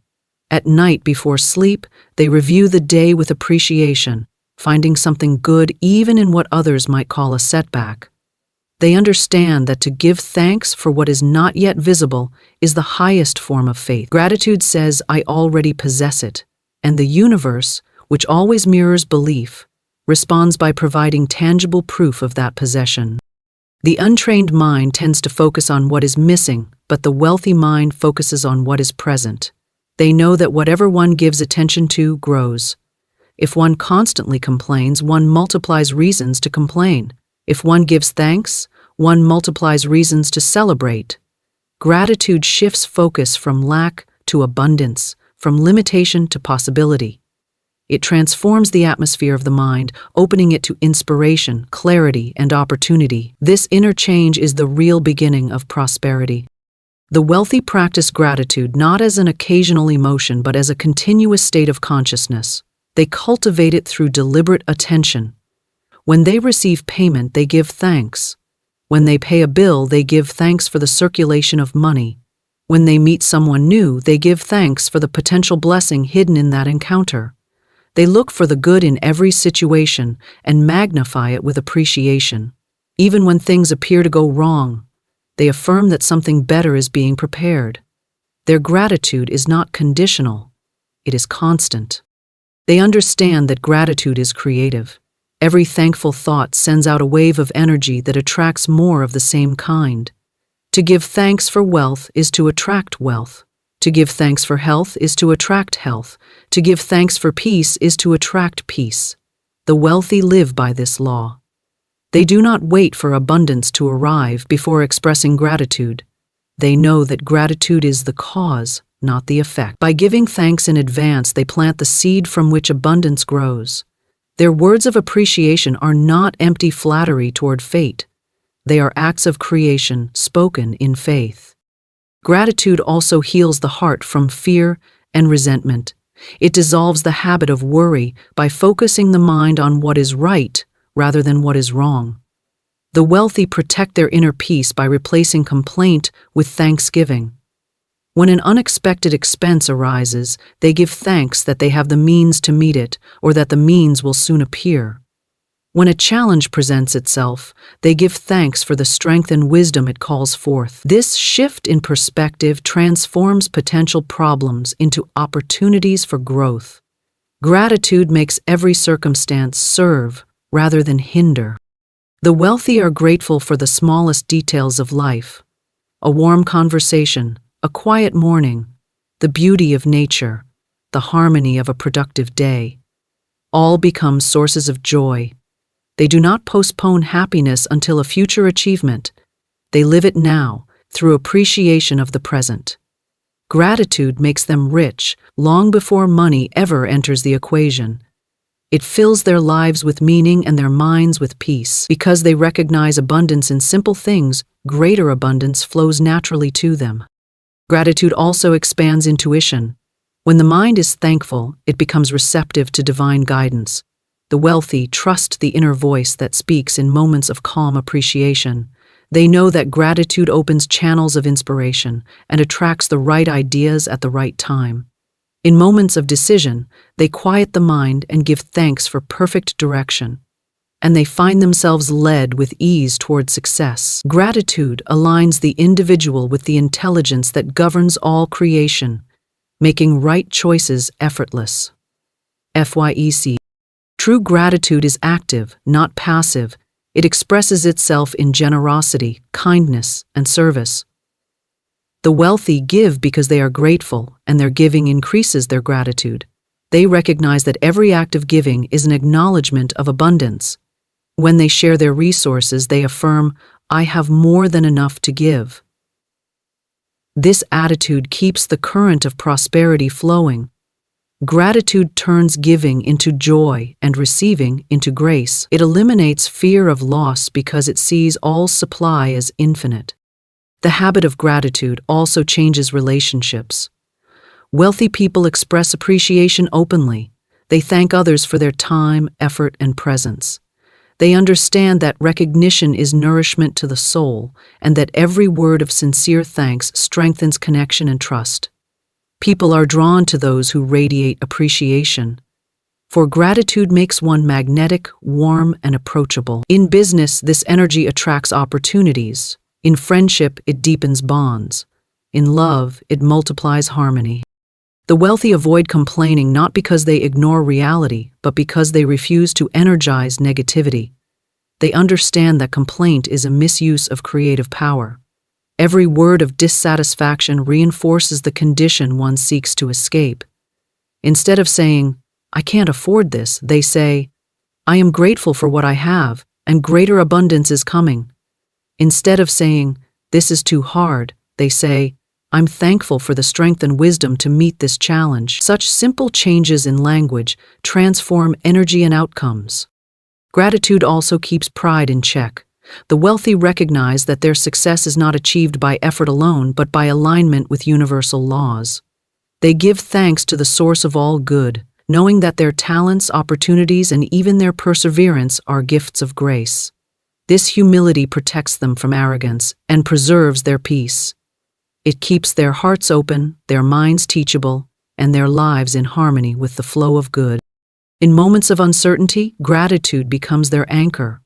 When outer circumstances seem unstable, they turn inward and give thanks for stability in spirit.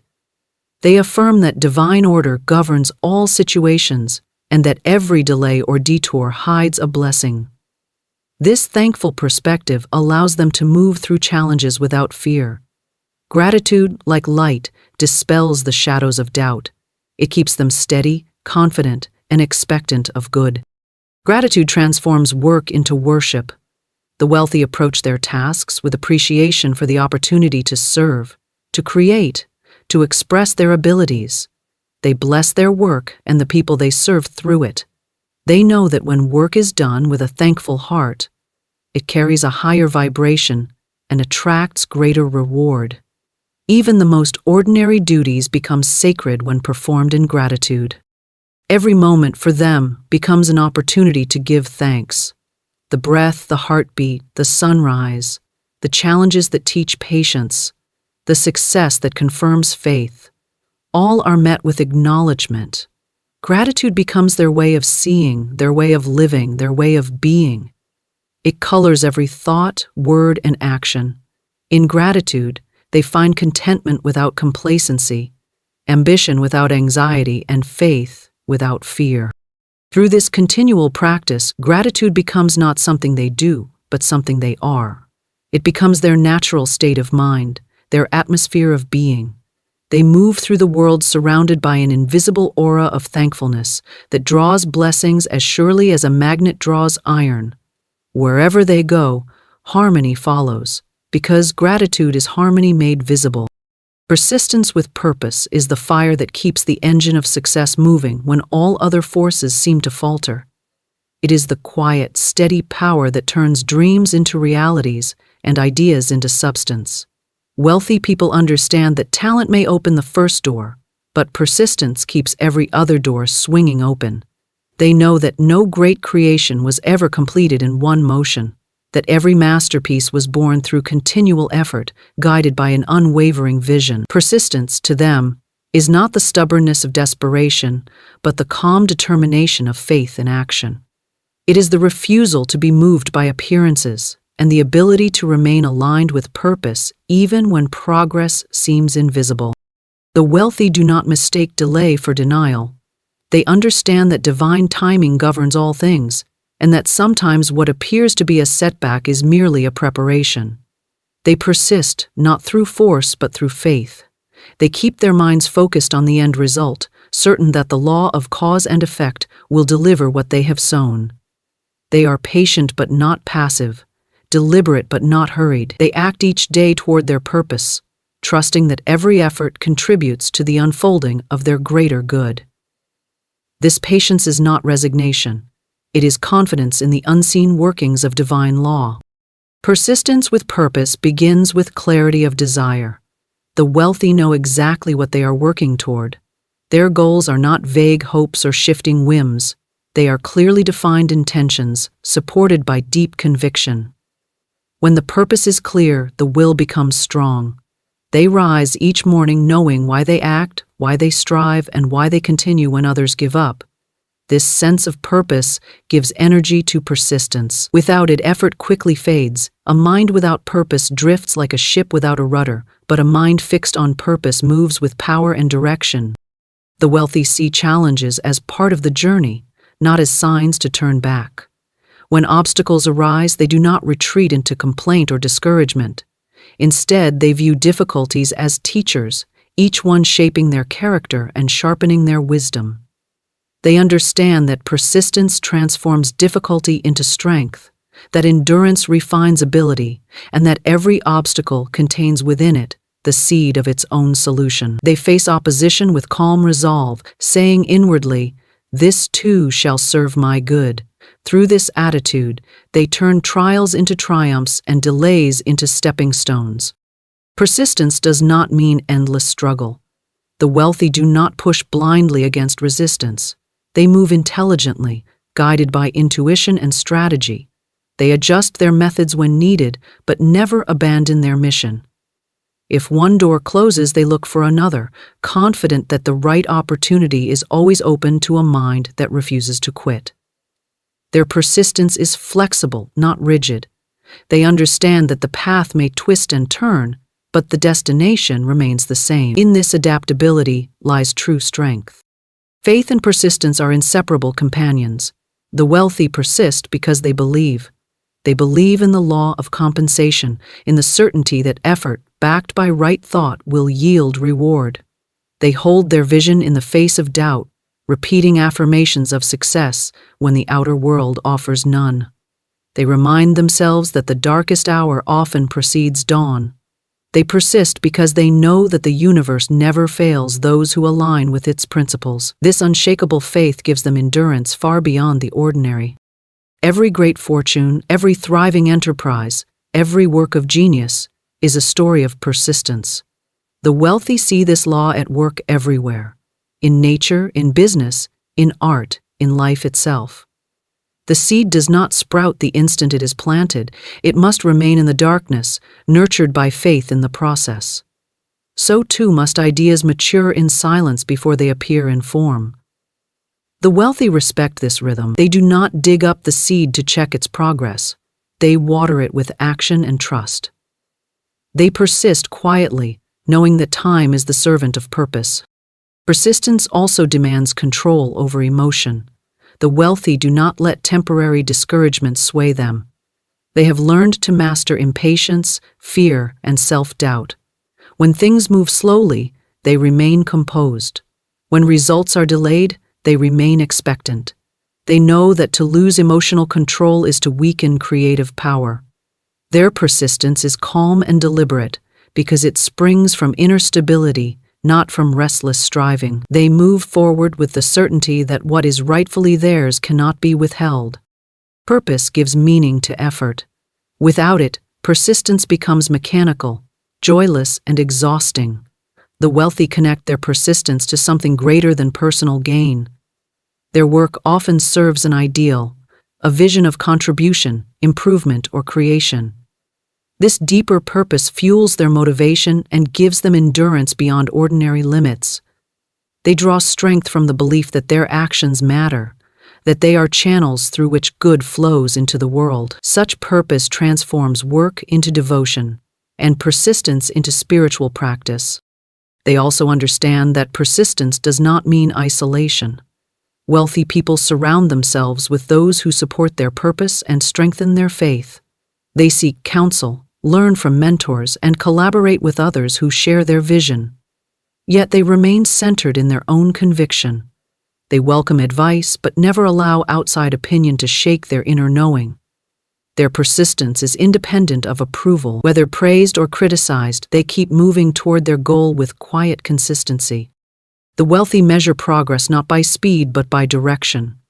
They know that even small steps taken daily create momentum. Persistence thrives in consistency.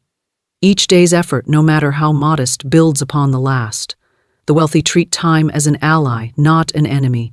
They understand that continuous, purposeful action eventually compels success.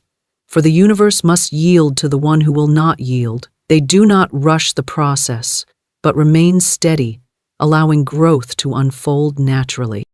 When discouragement whispers that success is too far away, the wealthy turn to affirmations of truth. They remind themselves that every successful person once stood where they stand, facing uncertainty, yet continuing anyway. They repeat inwardly, "Divine intelligence guides my way. Every step I take moves me closer to my goal. Nothing can stand against right purpose." These words restore their courage and renew their persistence.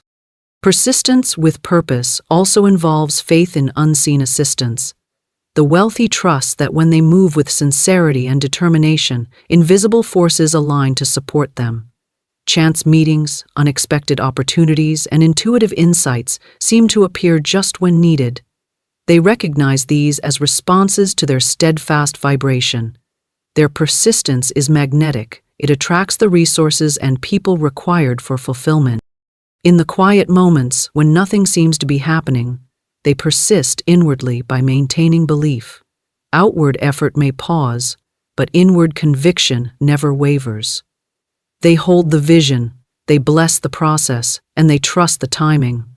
This inner persistence is the most powerful kind, for it sustains all outward action. It is the still flame that burns beneath every success story.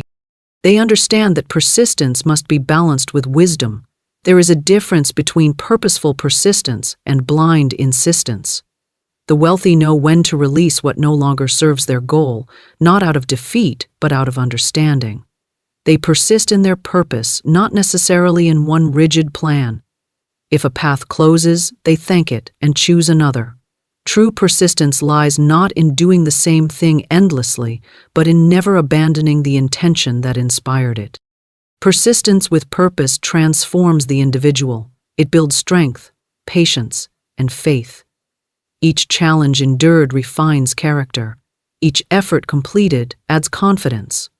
The wealthy are not only richer in material terms, but richer in spirit, because persistence has carved depth into their being.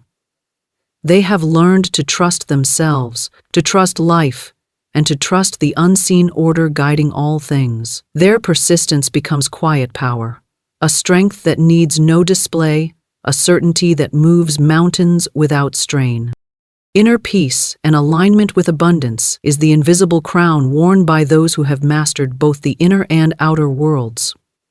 Wealthy people understand that true prosperity cannot be built upon inner turmoil.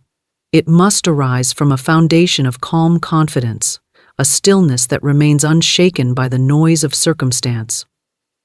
Inner peace is not the absence of activity, but the presence of harmony within thought and feeling. It is the quiet knowing that life unfolds in perfect order and that everything needed will arrive at the right time.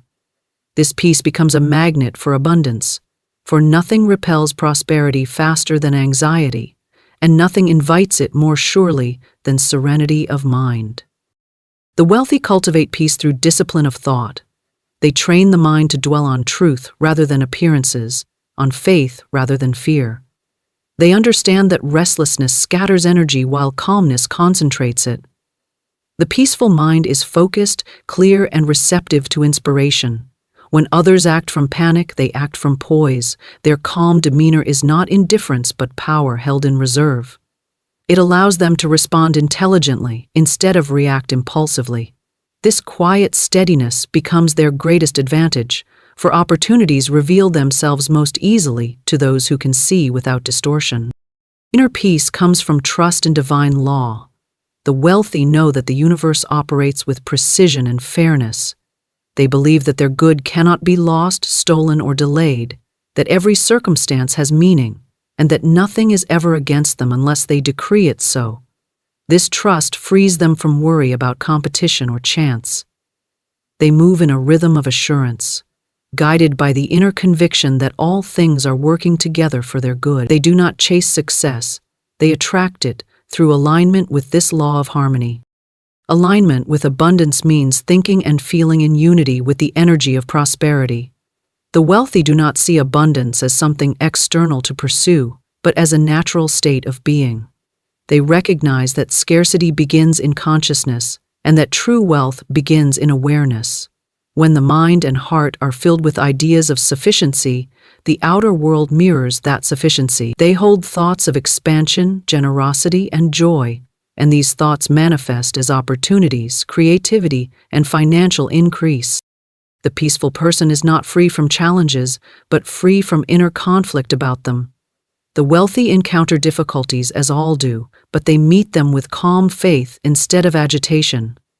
They affirm that every problem contains its own solution and that right action will reveal itself in due time. Their peace allows them to remain open to divine guidance. In moments of uncertainty, they turn inward, not outward. They quiet the mind until the answer rises naturally, often in a flash of intuition or a gentle inner prompting. Because they are not distracted by fear, they hear the still, small voice of wisdom that others miss in their noise of doubt. The wealthy also understand that inner peace and abundance are intertwined through gratitude and detachment. They are grateful for what they have while remaining unattached to any particular form of possession. Their joy does not depend on whether the stock rises or falls, whether a deal succeeds or fails. They maintain equilibrium because they know that true wealth is not the object, but the consciousness behind it. They own things without being owned by them. This freedom keeps them in the flow of increase, for attachment creates fear of loss, and fear constricts supply. Detachment, grounded in peace, allows circulation and continual growth. Their environment often reflects their inner state. The wealthy value harmony in their surroundings. They choose spaces that inspire calmness, orderly, beautiful, and filled with light. They understand that external clutter mirrors internal clutter, and so they maintain simplicity as a symbol of clarity. They may begin their mornings in silence, meditation, or prayer, attuning their thoughts to peace before engaging with the world. This daily alignment ensures that they act from centeredness rather than reaction. Inner peace gives birth to wise decision-making. When the mind is tranquil, intuition functions clearly. The wealthy rely on this inner guidance in both business and personal matters. They do not rush choices out of pressure or fear. They wait until they feel an inward sense of harmony before proceeding. If confusion persists, they pause, knowing that the right direction will become evident when peace returns. In this way, they avoid the costly errors that come from haste. Their calmness is their compass, and peace itself becomes a signal of correctness. The wealthy recognize that emotions are forces, and they treat them with respect. They do not suppress feelings, but they refuse to let them rule. Anger, fear, and worry are transformed through understanding. They ask what lesson each emotion brings, and then release it. This emotional mastery preserves their energy and allows them to remain focused on creation rather than reaction. They see that every disturbance within is an invitation to return to peace, for peace is the natural state of the soul. They protect their peace as they would protect their wealth. They do not permit negativity to enter through gossip, drama, or complaint. They are selective about the influences they allow into their minds, whether from people, media, or environment. They seek conversations that uplift, books that enlighten, and companions who inspire. By surrounding themselves with harmony, they maintain the serenity that keeps them aligned with abundance. Alignment with abundance also involves living in harmony with the laws of giving and receiving. The wealthy know that to hoard is to invite stagnation. They allow prosperity to flow freely through their lives. Their giving is joyful, never forced, for it springs from the recognition that they are channels, not owners of supply. This attitude of flow keeps them peaceful because they never fear depletion. They trust that as they release good, more good returns multiplied. Peace thrives in generosity, for generosity dissolves the illusion of lack. The wealthy also nurture their inner peace by maintaining balance. They value rest as much as action, silence as much as speech. They understand that success without serenity is a form of poverty. They take time to renew the mind and body, to reconnect with the quiet center from which all power flows. Whether through nature, reflection, or creative expression, they withdraw regularly into the stillness that restores strength. From this stillness, they return to their endeavors refreshed and inspired.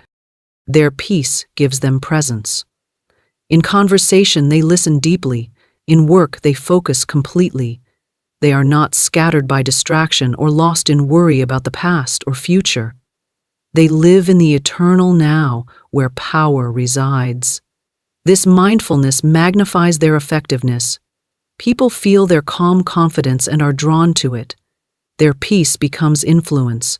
Their serenity commands respect. Without raising their voice or asserting dominance, they move through the world with quiet authority born of inner balance.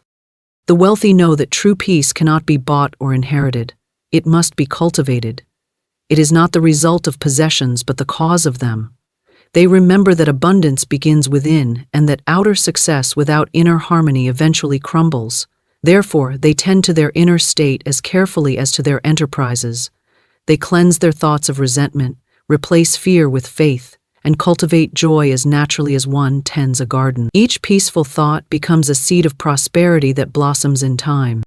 Inner peace aligns the individual with the highest vibration of abundance because both are expressions of harmony. The universe itself operates in perfect balance, and when one's mind reflects that balance, one moves effortlessly with the current of good. The wealthy live in tune with this rhythm. They neither rush ahead nor fall behind. They flow. Their calm acceptance of life's timing opens doors that frantic striving would only close. Peace allows them to move gracefully through change, to welcome the new without fear, and to release the old without regret.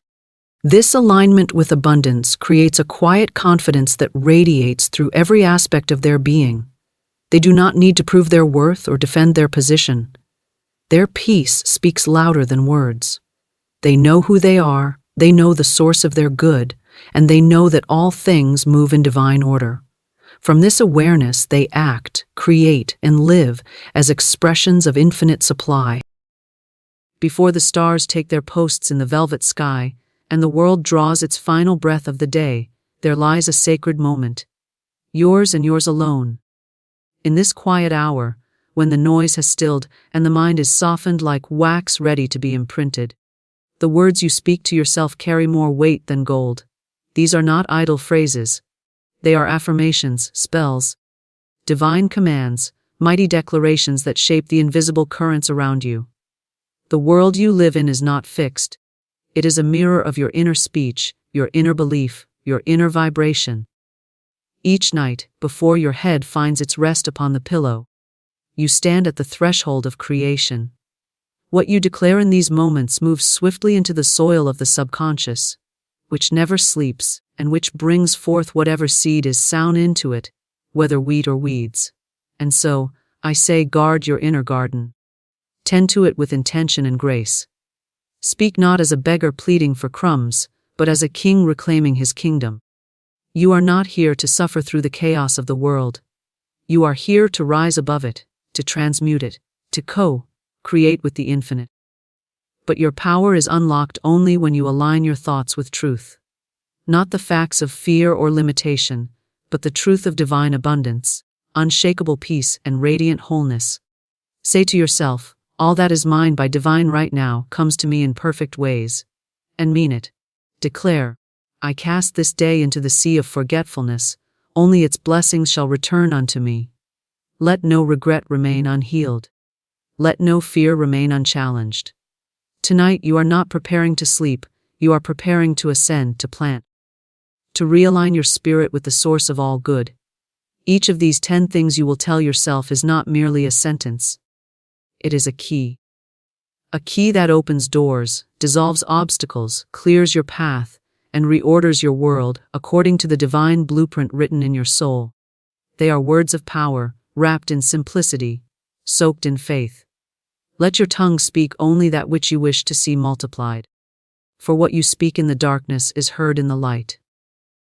What you affirm in silence is echoed by the universe. What you believe without doubt becomes flesh and form. So speak now, beloved soul. Not to describe the world as it is, but to command it as it shall be. Your words are seeds. Plant only what you wish to grow. This simple statement holds the weight of all spiritual law, the foundation of every miracle, and the quiet force behind every visible change. In the great invisible garden of your life, there is no idle speech, no neutral statement, no wasted phrase. Every word you speak is a seed, alive with vibration, encoded with potential, and destined to bear fruit. Whether spoken aloud or whispered within, your words carry the energy of creation, and what you plant must eventually rise. We do not live by effort alone, but by consciousness. Consciousness is formed by thought, belief, and speech. Thought gives the blueprint. Belief gives it roots, but speech gives it life. When you speak, you are not merely communicating. You are activating law. You are declaring what is true for you, whether it serves you or not. The subconscious, that vast and fertile ground, accepts every word as instruction. It does not analyze, argue, or reject. It obeys. It brings forth in form whatever has been impressed upon it consistently, emotionally, and faithfully. Therefore, your responsibility is sacred to guard your mouth as a gardener guards the soil. No wise gardener plants thorns when she desires roses. No careful farmer scatters weeds when he hopes for golden wheat. And yet, how many times have we spoken of lack, fear, disappointment, and called it reality? Every complaint is a seed, every self-criticism is a seed. Every word of doubt, spoken in frustration or defeat, is a seed, and like all seeds, it waits in silence until the conditions are right. Then, without fail, it springs forth. But the same is true for blessings. Every word of faith is a seed. Every loving affirmation is a seed. Every declaration of joy, peace, and abundance carries within it the pattern of that very good. Speak, therefore, not of things as they seem, but of things as you would have them be. This is not delusion, it is divine cooperation with the creative process. Life responds not to your circumstances but to your consciousness of them. When you affirm beauty, goodness, and supply, even in the face of lack, you are not lying to yourself, you are aligning yourself with the higher law, which is not moved by appearances. Let us say a man is poor in purse but rich in spirit. If he speaks only of his lack, if he declares daily how little he has, how hard things are, how far off his dreams appear, he is watering the seed of poverty, and no matter his efforts, he will reap according to his words. But if he begins to speak as one already supplied, if he says, My supply is unlimited, for God is my source. If He declares, divine substance flows to me now, easily and abundantly, then He plants a different seed, and in due season the form will follow. This law is impartial. It does not care if you plant joy or sorrow, peace or conflict, it simply produces. The soil does not question the worth of the seed, it responds. Likewise, the subconscious does not reject negativity, it fulfills it.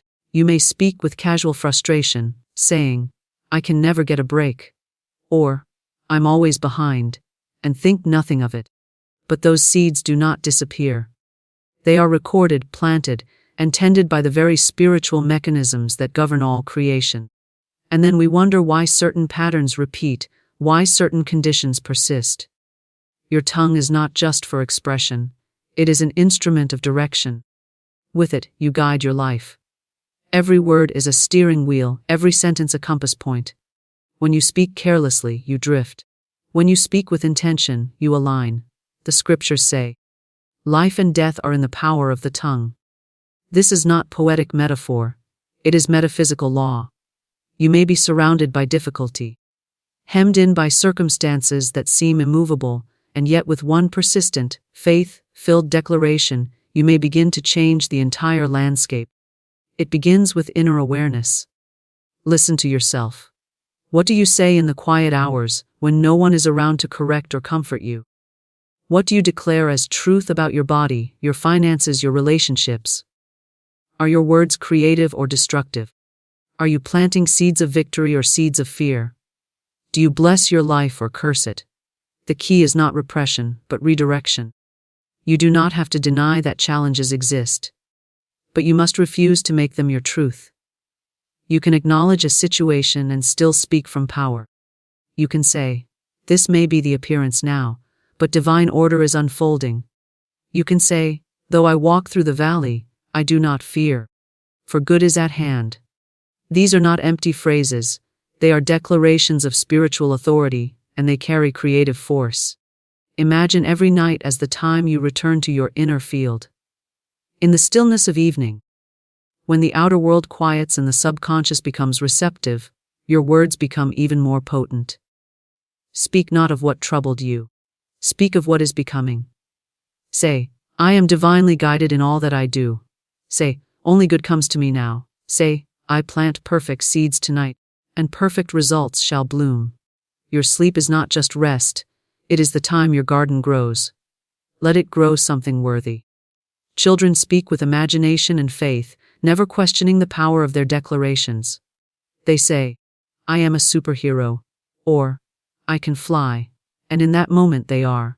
Their words are pure. They have not yet been trained to fear, to doubt, to hedge. We must return to that spiritual innocence, not naive, but knowing. Knowing that what we speak over our lives, repeatedly and with belief, becomes flesh. This is not philosophy, it is spiritual law. And the more you speak with love, power, clarity, and joy, the more your life will reflect that energy. Guard your word then. Let no phrase escape your lips that you would not want written in stone. Refuse to entertain the old habits of complaint and self-condemnation. Each word either builds or breaks, blesses or binds, uplifts or undermines. If you desire peace, speak peace. If you desire love, speak lovingly.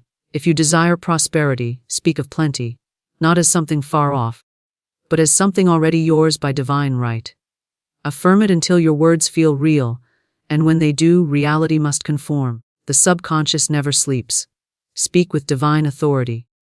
This truth is at the heart of every spiritual teaching that understands the unseen forces governing life. The conscious mind tires, the body seeks rest. The world closes its eyes, but the subconscious remains awake, watching, recording, shaping.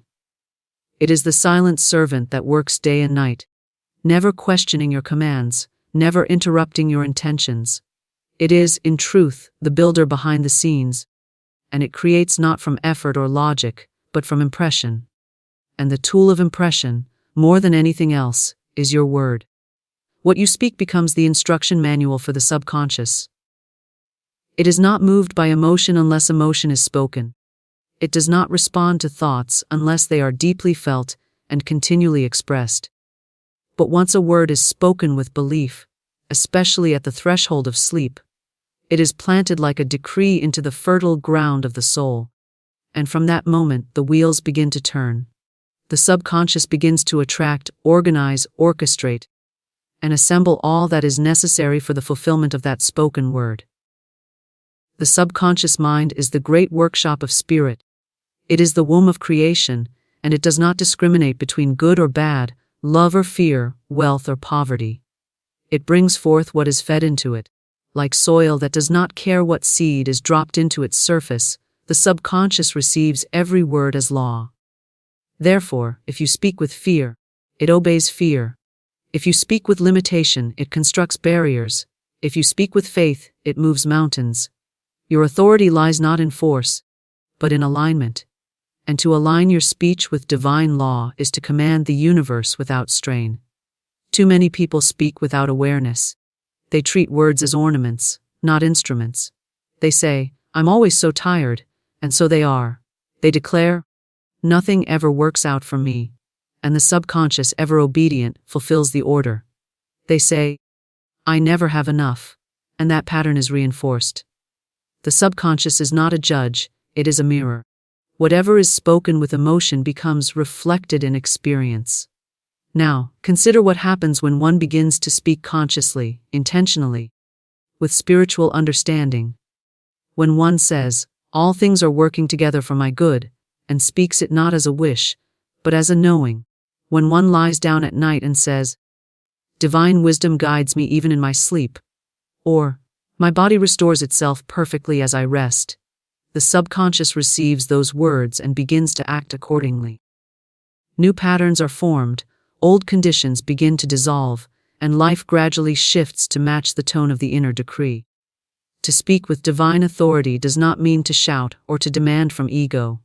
It means to speak from truth, to speak from alignment with the law of the universe. The authority is not personal, it is spiritual.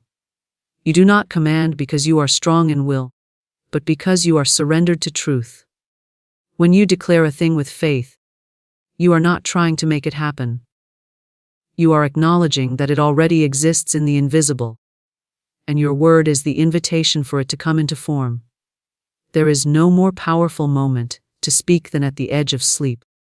In that liminal space between wakefulness and dream, the conscious mind steps back, and the subconscious opens fully. It is here that affirmations become most potent. Say to yourself, "I am safe, I am loved, I am whole," and those words echo through the corridors of the deeper mind. Say, "I release this day with gratitude. Tomorrow brings greater blessings," and that becomes the blueprint the subconscious follows. Your word at night is not the end of thought. It is the beginning of manifestation. If you have spoken poorly of yourself throughout the day, this is the moment to correct it. If you have worried, feared, doubted, or condemned yourself, this is the moment to erase it with a higher word. The subconscious does not sleep, and it will work with whatever you give it. If you fall asleep repeating a complaint, it does not comfort you. It builds upon that complaint. But if you fall asleep repeating a blessing, it goes to work on your behalf. You are always influencing the unseen. Life is not shaped solely by outer actions, but by inner states. And speech is the bridge between the inner and the outer. Speak what you desire, not what you fear. Declare what you choose to experience, not what you dread. Do not wait for evidence. Speak now, and the evidence will follow. Say, "I prosper in all I do," and let that be your reality. Say, "Love surrounds me and flows through me," and feel the truth of it, even if no outer sign yet exists. The subconscious does not know the difference between current fact and spoken faith. It accepts both as instruction. Those who understand this law do not speak idly. They do not entertain gossip, self-pity, or casual negativity. They understand that every word is a seed, and every sentence is a command. They speak to the subconscious as one would speak to a sacred servant, clearly, respectfully, with unwavering conviction. When you say, "I forgive all and I am free," you are not merely being virtuous. You are cleansing the channel through which good must flow. When you say, "I am guided in every step," You are activating divine intelligence within the deeper self, allowing new insights, synchronicities, and ideas to rise from the depths. Children are masters of this. They speak of magic possibility and wonder as though it were normal. They do not analyze or resist. They say, "I'm a superhero," and believe it instantly. That childlike speech is powerful because it is pure. It is untainted by doubt. As adults, we must return to that simplicity, not with naivety, but with spiritual clarity. To speak with divine authority is to know that your word is law to your own subconscious. And that law, once impressed, must be fulfilled. You may not see results overnight, but results are never the true beginning. The beginning is always the word. Your task is not to measure how or when. It is to speak in alignment and leave the rest to law. Just as a seed must grow in darkness before it breaks the soil, so too must the word grow in silence before it becomes visible. Trust the process. The subconscious never sleeps. It is working even now. Give it only what you desire to see. Speak only that which blesses, heals, restores, uplifts, and expands. Let your tongue become the pen of truth, and your life will become its living manuscript. Release the day. Retain only its blessings. Each evening brings with it a divine opportunity to empty the cup of the soul, to pour out what no longer serves, and to keep only what uplifts. As the sun sets and the world begins to quiet, the spirit is invited to lay down its burdens and release the mental clutter gathered throughout the day. This is not avoidance, it is transmutation.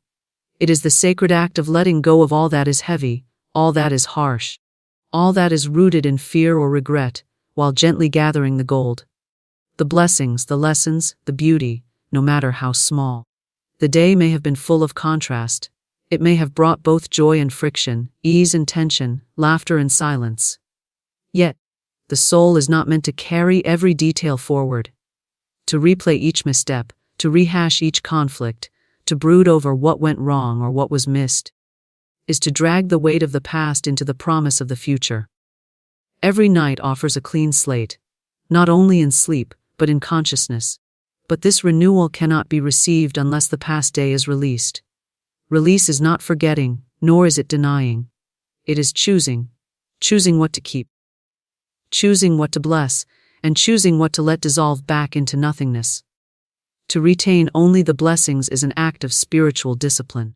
It is the ability to sift through the rubble of experience and say, "Here is something I learned," or "Here is a moment of beauty," or even, "Here is where I chose to rise instead of fall." It means refusing to allow the harsh word of another to lodge in your heart. It means unhooking yourself from the disappointment, the delay, the noise. It means saying, "This no longer belongs to me," and returning it to the universal sea where all unneeded things dissolve. The mind, left unchecked, will often cling to the unpleasant. It will replay a mistake, amplify a worry, or relive a scene that stung. This is not because it wishes harm, but because it seeks resolution. Yet, some things are not solved through mental repetition. They are healed through spiritual release. By consciously choosing to bless the day and let it go, you are signaling to your subconscious that only the highest vibrations shall remain. You are saying, "I do not need to carry what weakens me.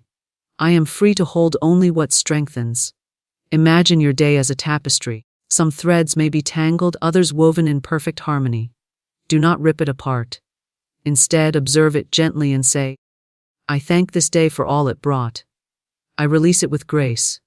In doing so, you allow your inner world to remain clear, your subconscious to remain fertile, and your dreams to be inspired rather than burdened. The unresolved conversations, the imagined worries, the fatigue of trying to control every detail, these must be surrendered. There is a wisdom greater than your analysis. Let it take over as you rest. Many people fall asleep with their minds in battle, with themselves, with others, with events already gone. And so their rest is not rest. Their sleep is a rehearsal of fear. But those who release the day before sleep step into the quiet of their spirit. They do not carry the tension of the unfinished, for they trust that what is meant will remain, and what is not will fall away. To retain only the blessings is to declare, I trust in divine order. I do not need to understand all things to be at peace. Gratitude is the vehicle for release. It is the alchemy that transforms memory into wisdom. When you say, "Thank you for what I experienced," you are not praising difficulty. You are extracting its gift. When you say, "I bless this moment and let it go," you are freeing yourself from its emotional residue. Every experience has something to offer, even if only the clarity of knowing what you no longer want. Bless that knowledge. Bless the contrast. Bless even the silence. For in silence there is often a deeper message. There is no benefit in holding on to what drains you. You are not made stronger by replaying your failures or rehearsing your fears. You are not more responsible because you worry. And you are not more careful because you criticize yourself. True power lies in the ability to release the unnecessary and choose only what elevates your state. If something troubles you, offer it to divine intelligence. Say, "This is too heavy for me. I place it in your hands." If something delights you, imprint it deeply. Let the joy of it echo in your mind. Let the light of it become the lamp that guides your next day. Sleep is not just a physical need, it is a spiritual practice. It is a return to source, a resetting of the inner mechanism, a reunion with higher wisdom. But its healing power is blocked if the mind is cluttered with unfinished dialogues and emotional noise. Just as you would tidy a room before rest, so too must you tidy the mind. Cleanse it of judgment, complaint, resentment. Keep only what is loving, wise, and useful. Say, "I release all tension from this day. I keep the peace, the love, the strength." Say, "I let go of the rest." Each evening is a ritual, a chance to stand at the door of the subconscious and decide what enters. You are the gatekeeper. You choose what to carry forward and what to leave behind. Even if the day felt imperfect, even if it contained moments of sorrow or frustration, you still hold the power to transmute it. You do so not by force, but by choice. You do so not by rewriting history, but by rewriting your response to it. You say, "I choose to remember the beauty. I choose to release the pain." You say, "I am not the sum of what went wrong. I am the awareness that grows from it." To retain only the blessings is not denial, it is mastery. It is refusing to give more life to what drains you. It is choosing to invest your energy in what nourishes you. It is the act of cleansing the soul before rest, of letting the waters of spirit wash away the residue of worldly friction. You may still have work to do, still have healing to welcome, but none of that requires you to carry the weight of every moment into your dreams. Lay it down. Keep what is sacred. Keep what made you softer, wiser, kinder. Let the rest return to the silence from which it came. Affirm truth, not facts. Align with divine law. In the realm of spiritual law, facts are fleeting, ever-changing, bound by circumstance and perception, while truth is eternal, unchanging, and grounded in the divine order of the universe. To affirm truth is to speak from the highest level of reality, the level where spirit governs matter, where love overcomes fear, where divine mind rules over appearances. Facts may tell you that you are lacking, that you are unwell, that doors are closed. But truth declares, "I am whole, I am supplied, I am divinely guided and divinely protected." The difference between the two is not subtle. It is the difference between bondage and freedom. Many people are trapped by the facts. They believe what their senses report without question. They look at their bank account and declare, "I am broke." They feel an ache in the body and say, "I am sick." They encounter resistance and conclude, "This is too hard. It's not meant to be." In doing so, they affirm the lower order of life. They feed the visible, forgetting that all form is temporary and responsive to thought. But those who understand spiritual law do not deny facts. They transcend them. They speak truth over the facts, and the facts begin to shift. When you affirm truth, you do not pretend the storm is not there. You declare the calm within it. You do not ignore the pain. You affirm the healing. You do not deny the loss. You speak of restoration. This is not delusion, this is divine alignment. The divine law does not respond to emotion, panic, or logic. It responds to inner conviction. and your conviction is strengthened by the words you speak consistently, especially in the quiet hours when your heart is most open to receive. Facts are relative, truth is absolute. A fact can change in a moment, but truth remains the same across all time and space. The fact may be, I feel afraid. But the truth is, God is not fear, God is love, and perfect love casts out fear. The fact may be, I made a mistake. The truth is, I am not my past, I am a child of the infinite, constantly growing, evolving, and guided back to alignment. The fact may say, I am alone. But the truth says, I am never alone. For I dwell in the presence of divine love, which never leaves me. You must learn to hear the facts without making them your truth. Spiritual mastery begins with what you affirm. Your words carry power not because of their sound, but because of their source. When you speak from truth, you are not speaking from ego, you are speaking from soul. You are not affirming to convince yourself.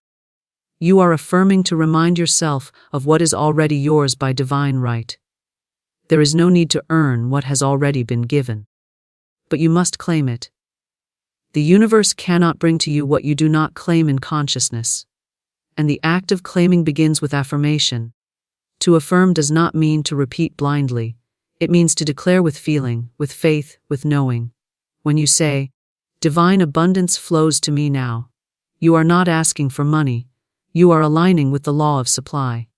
When you say, I am healed, whole, and perfect, you are not ignoring symptoms. You are affirming the spiritual blueprint of your body. When you say, all things are working together for my good, you are not pretending all things are pleasant. You are declaring that divine order is present. Even when unseen, every night, before you enter sleep, you have a sacred opportunity to realign. You have a window where the conscious mind relaxes and the subconscious becomes highly receptive. This is the time to plant affirmations rooted in truth. The facts of the day may have been difficult. You may have encountered stress, conflict, or uncertainty. But none of that needs to enter your deeper mind.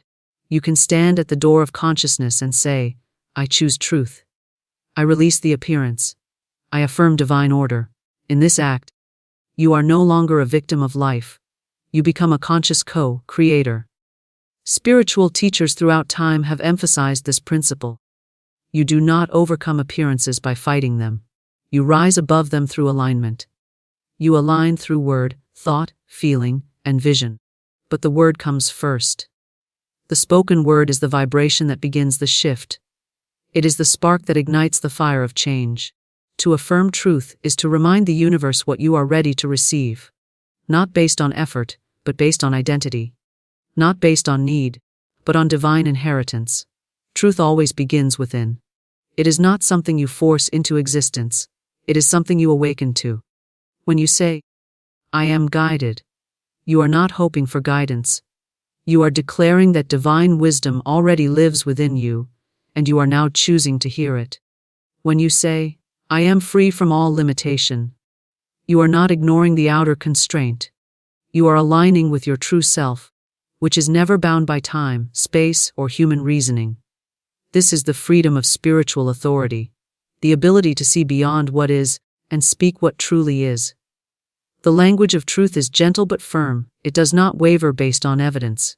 It does not retreat when facts arise. It holds its ground, knowing that appearances are shifting shadows, and only what is rooted in divine law can endure. If you have a pattern in your life you wish to change, do not fight it. Speak a new truth over it. If there is scarcity, affirm abundance. If there is confusion, affirm clarity. If there is pain, affirm peace. Speak not of what you see, but of what you choose to see. Do not describe the condition, prescribe the new reality.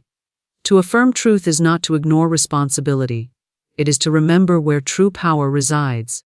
You may still take action, still respond to the needs of the moment. But your inner dialogue must remain faithful to the higher vision. You may do what needs to be done, but you will do it with a different energy. With the energy of faith, not fear. Your affirmation becomes the guiding force behind every step. You no longer chase results, you speak from completion. The world may never confirm your truth until you declare it first. Wait for no outer sign. Speak now. Speak as one who knows that spiritual law is always active, always responsive, always working in your favor. Speak not to the world, but to your own consciousness, and as you do, the world must follow. Appearances may resist at first, but they cannot withstand the pressure of persistent truth. The outer must conform to the inner. This is not hope, it is law. Night is not the end, but the beginning of manifestation. As the world slows, as the sun bows to the horizon, and shadows stretch long across the earth, a sacred portal opens. This is not the time of closure, but of planting.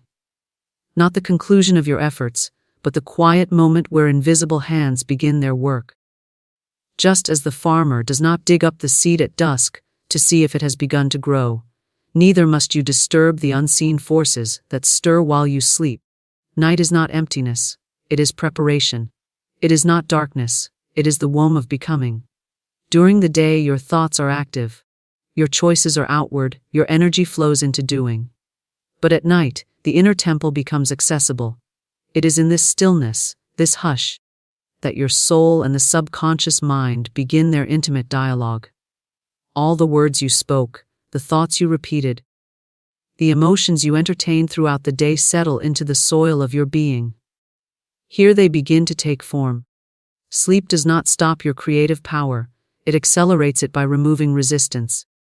You are not meant to carry the whole weight of your becoming on your conscious mind alone. Night allows the deeper parts of you to breathe, to build, to reshape. What you impress upon your mind before sleep matters. It is the blueprint that your inner self will follow without question. The subconscious does not argue, and it does not delay. It acts in silence, faithfully constructing your dominant beliefs into experiences. To fear at night is to build fear into your future. To replay resentment is to plant more of the same. But to fall asleep in peace, with a clear vision of your highest good, is to send out a sacred command. This is what I accept. This is what I welcome. This is what I now prepare to receive. The law of creation does not clock out when you do. It does not rest or pause. It continues in the unseen, responding not to your outer efforts, but to your inner convictions. What you sow in consciousness before sleep grows roots in the silence.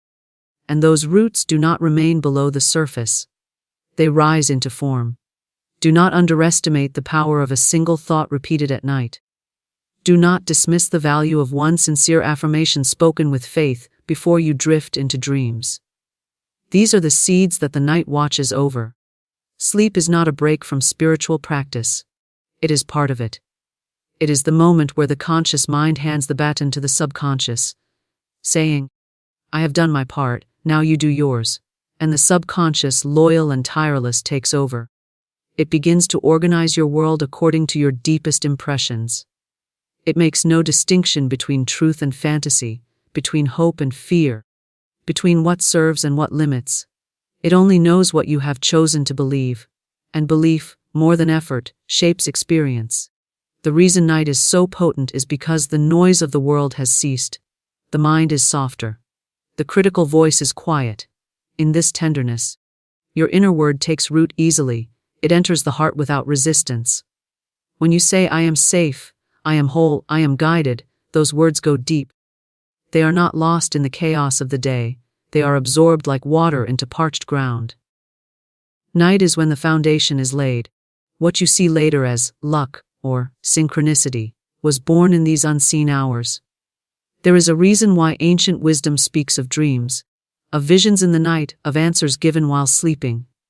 The divine does not need noise to speak. It does not require ceremony. It needs openness, stillness, willingness. When you empty yourself of fear before sleep and affirm truth, you make room for the voice of the infinite. You enter the temple not made by hands. And there, your higher self whispers ideas, directions, solutions, healing, all of which begin to show themselves when the time is ripe. Many think manifestation is about pushing, striving, constant action. But that is only one part of the cycle. The greater part, the fertile part, is in the allowing, in the resting, in the trusting. Night teaches you to release control and let divine intelligence work without interference. You cannot force a seed to grow faster by watching it. Nor can you rush spiritual law by anxiety. What you can do is prepare the ground, plant the right idea, bless it, and sleep in peace. That peace is not passivity, it is power. It is the energy of surrender backed by spiritual understanding. Before sleep, speak not of what was lacking during the day. Speak not of what frightened you. These things carry no creative power. Instead, say, I welcome the new. I accept my good. I trust the process now unfolding. Even if outer conditions seem unchanged, even if no visible signs appear, you must speak from faith. Manifestation does not begin with proof. It begins with intention anchored in belief. Night is your opportunity to anchor. You are not drifting into unconsciousness. You are returning to the place where all things are made. Do not let the day close with worry on your tongue. Worry is a poor architect. It builds nothing worth living in. Let your last thoughts be strong, clear, and rooted in divine promise. I am not subject to the world I see. I live under the law of grace, not the law of fear. I release all tension now, and prepare to receive all that is mine by right of consciousness. Say these words not to please anyone, not to impress the mind, but to guide the spirit, to instruct the invisible. Your word is not small in the dark. It is powerful beyond measure. It is the vibration that will be carried into the depths while you sleep, weaving itself into events, encounters, and opportunities. Let the darkness be your sanctuary, not your worry chamber. Let night remind you that what is invisible is not absent. It is becoming. Just as the roots grow before the flower appears, so too does your good take shape before you see it. Honor the night as the sacred birthing ground that it is. Approach it with reverence, not wariness. Enter it as a priestess or a prophet, not as a victim of the day. Speak what you choose to create. Declare what must now be so. Know that the silence is listening.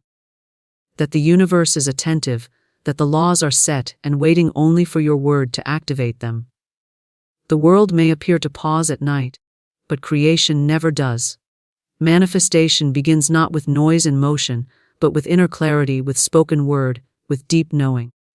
Each night is not a pause in your power, it is the hidden half of it. The visible and the invisible are not enemies, they are companions.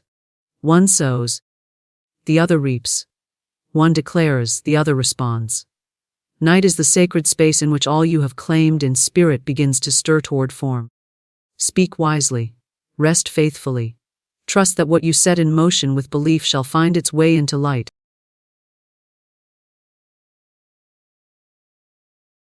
The spoken word carries vibration, and vibration shapes destiny. What is declared with faith takes root in the unseen and blossoms in the seen. The power of the tongue is the power of creation. When a number is spoken with conviction, that number is magnetized, clothed with substance, and called into manifestation. There is nothing too great, no sum too high, for the infinite supply. The mind that clings to limitation shuts the door, while the voice that speaks abundance opens it wide. Say this 900 million. Do not reason it away, do not diminish it, do not doubt it. Numbers are symbols, and symbols are messengers of the divine order. 900 million is already complete in the invisible. The river of supply does not ask whether you are worthy, it flows where it is invited. By naming it, you invite it. By holding silence after, you seal it. When one says 900 million with full belief, the soul affirms that all channels are open. The unseen law moves to align circumstances, people, and opportunities. The outer world may appear unmoved at first, yet the seed is sown. A farmer does not dig up the ground after planting to check if the seed lives, he knows it lives. In the same way, you speak, you believe, and you rest in quiet. Many speak lack and wonder why lack grows. Many chase and grasp and wonder why the harvest never comes. The secret is in the command and the calm. The command, spoken once with power, sets the decree. The calm, your silence, keeps the decree intact. To repeat with worry or strain is to plant and uproot, plant and uproot. But to speak and be still is to water with faith. The law of prosperity is impartial. It is not swayed by pleading, nor moved by despair. It is moved by certainty. 900 million is as easy as 9. The infinite knows no scale, no difficulty, no degree. The mind of man invents small and large, but spirit knows only supply. What you dare to claim, you dare to live. Speak the number, and it is yours in the unseen. Guard your tongue after, for idle contradiction delays the arrival. Do not ignore the call of 900 million. It has already answered you. Every time you say it, you write it on the walls of the subconscious. Every time you hold silence after, you engrave it deeper. Soon the outer must obey the inner. The number will take form, for the spoken word never returns void. Say this 900 million. Be still. Let it be. The spoken word creates reality. For words are not mere sounds drifting into the air, but carriers of energy, carriers of vibration, carriers of intention that mold the unseen substance of life into form. Every syllable spoken with belief has weight, and that weight presses upon the invisible field of potential until it shapes itself into visible expression. The tongue is a creative tool, sharper than the chisel of a sculptor, more potent than the brush of a painter, for it moves not only matter but spirit, not only images but destiny. To speak is to declare, and to declare is to set law in motion. There are no idle words when they are spoken with conviction. For even the simplest statement gathers momentum, like a seed that knows no rest until it breaks forth from the soil.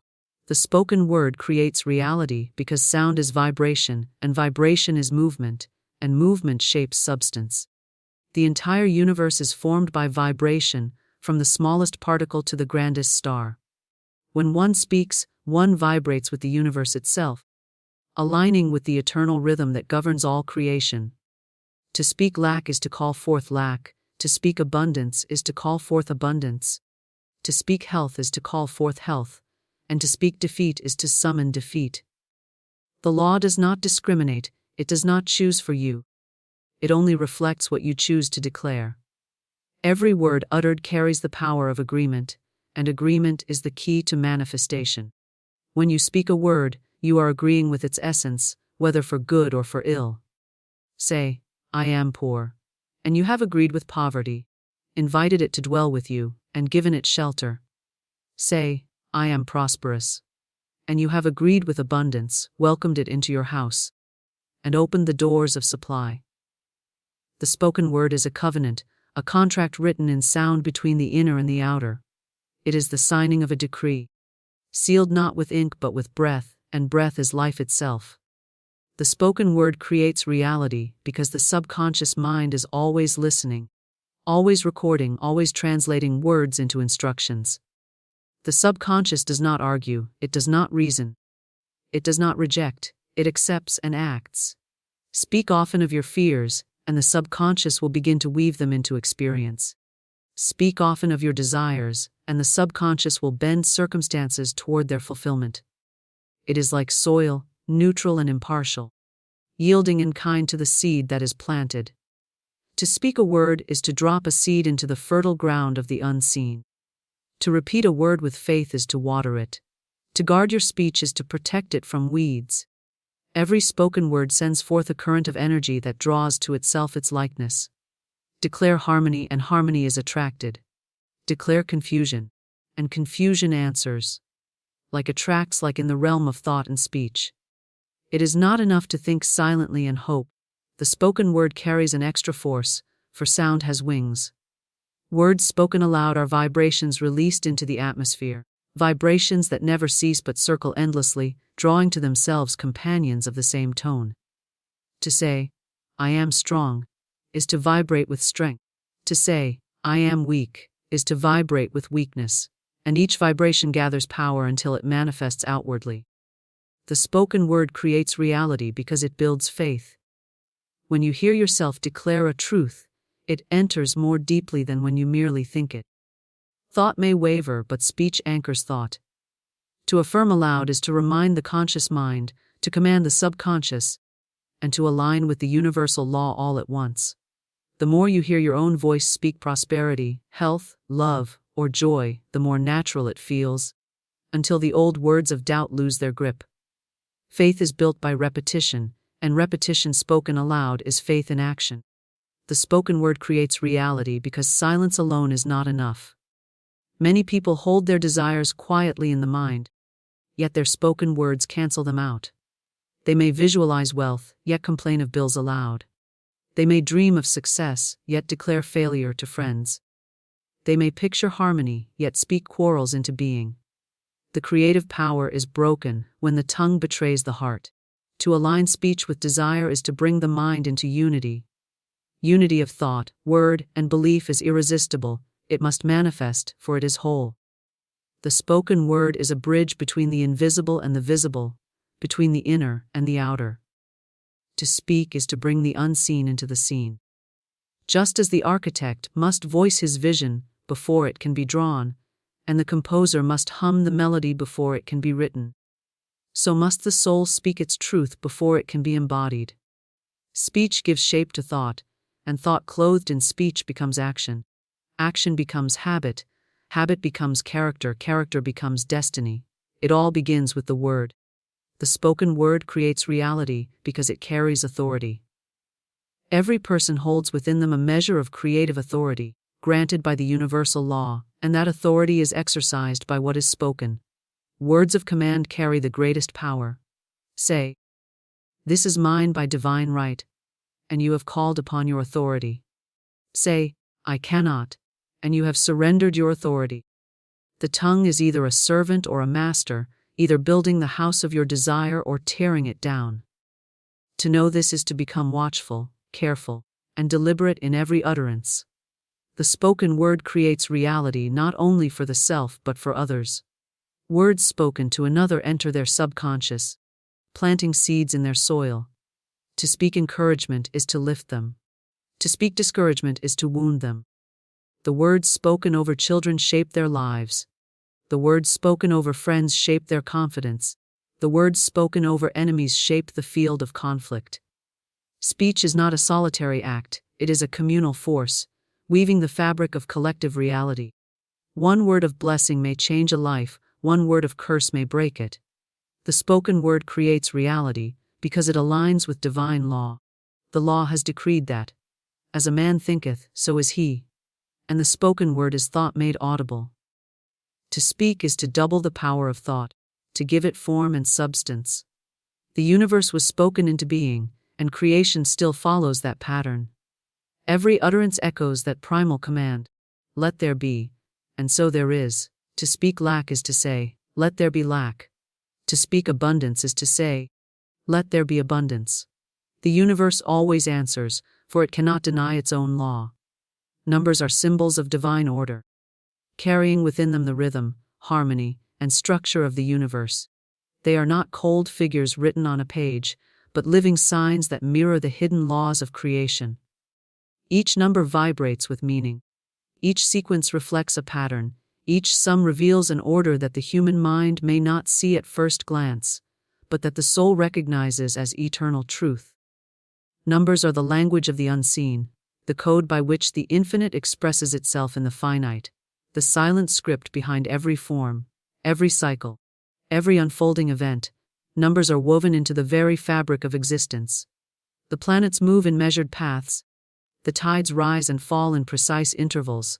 The seasons return in faithful succession. The heartbeat pulses in countable rhythm.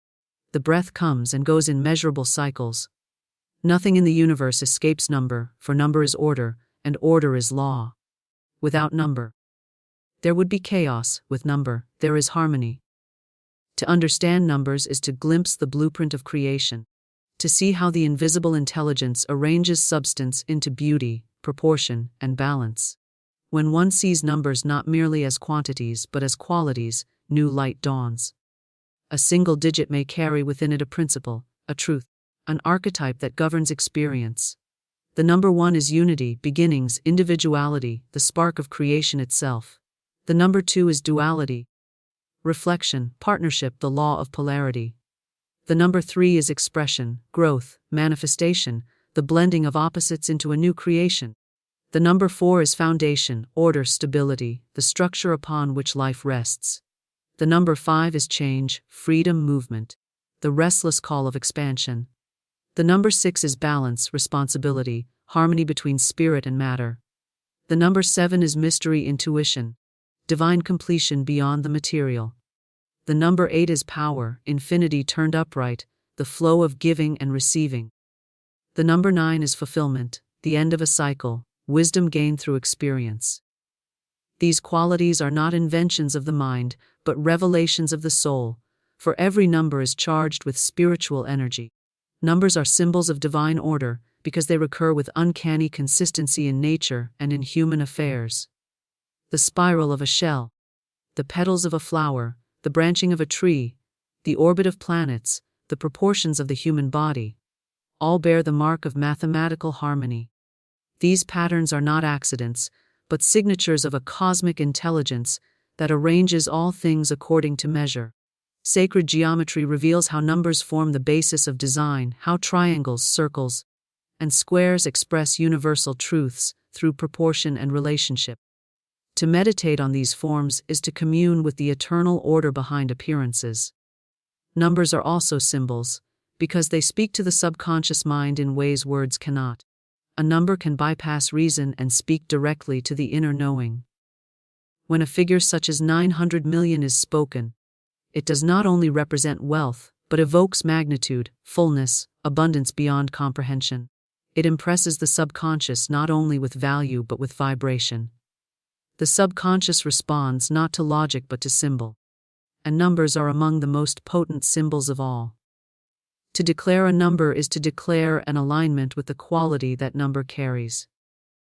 When one calls 900 million, one is not merely asking for currency, but invoking the vibration of immense abundance, limitless supply, and the divine order that makes such magnitude possible. Numbers reveal timing and cycles, showing that nothing in life happens without rhythm.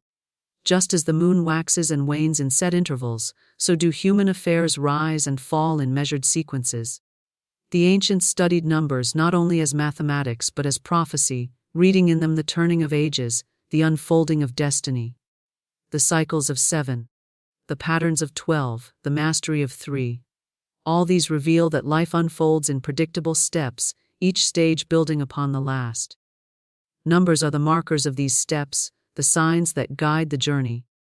Numbers are symbols of divine order because they unite the material with the spiritual. On one side, they are practical, governing trade, measure, architecture, music, and all arts of human hands. On the other side, they are mystical, carrying hidden meanings that whisper of truths beyond the senses. To the unseeing, numbers are only tools; to the awakened, they are doorways. One may count coins or one may perceive the flow of infinite supply through the same digits. One may measure distance or one may see the harmony of cosmic design in the same equation. The same number can feed the mind or feed the soul, depending on how it is viewed. Numbers are eternal, unchanging, incorruptible. Empires rise and fall, languages evolve and vanish. But the essence of number remains the same. 2 and 2 are 4 in every age, in every land, under every sky. This permanence is a reminder that behind the shifting illusions of the world lies a stable order, a truth that does not change with opinion or circumstance. Numbers are a doorway into that permanence, showing that the divine order is not subject to whim, but stands forever as the foundation of existence. Numbers are also commands when spoken with intention. Just as words carry vibration, so do numbers carry power. To speak a number is to call forth its quality, to align oneself with its vibration, to declare that one belongs to its order. This is why repetition of numbers in affirmation is so potent, for each time the number is spoken, it strikes a chord in the unseen and draws its likeness closer.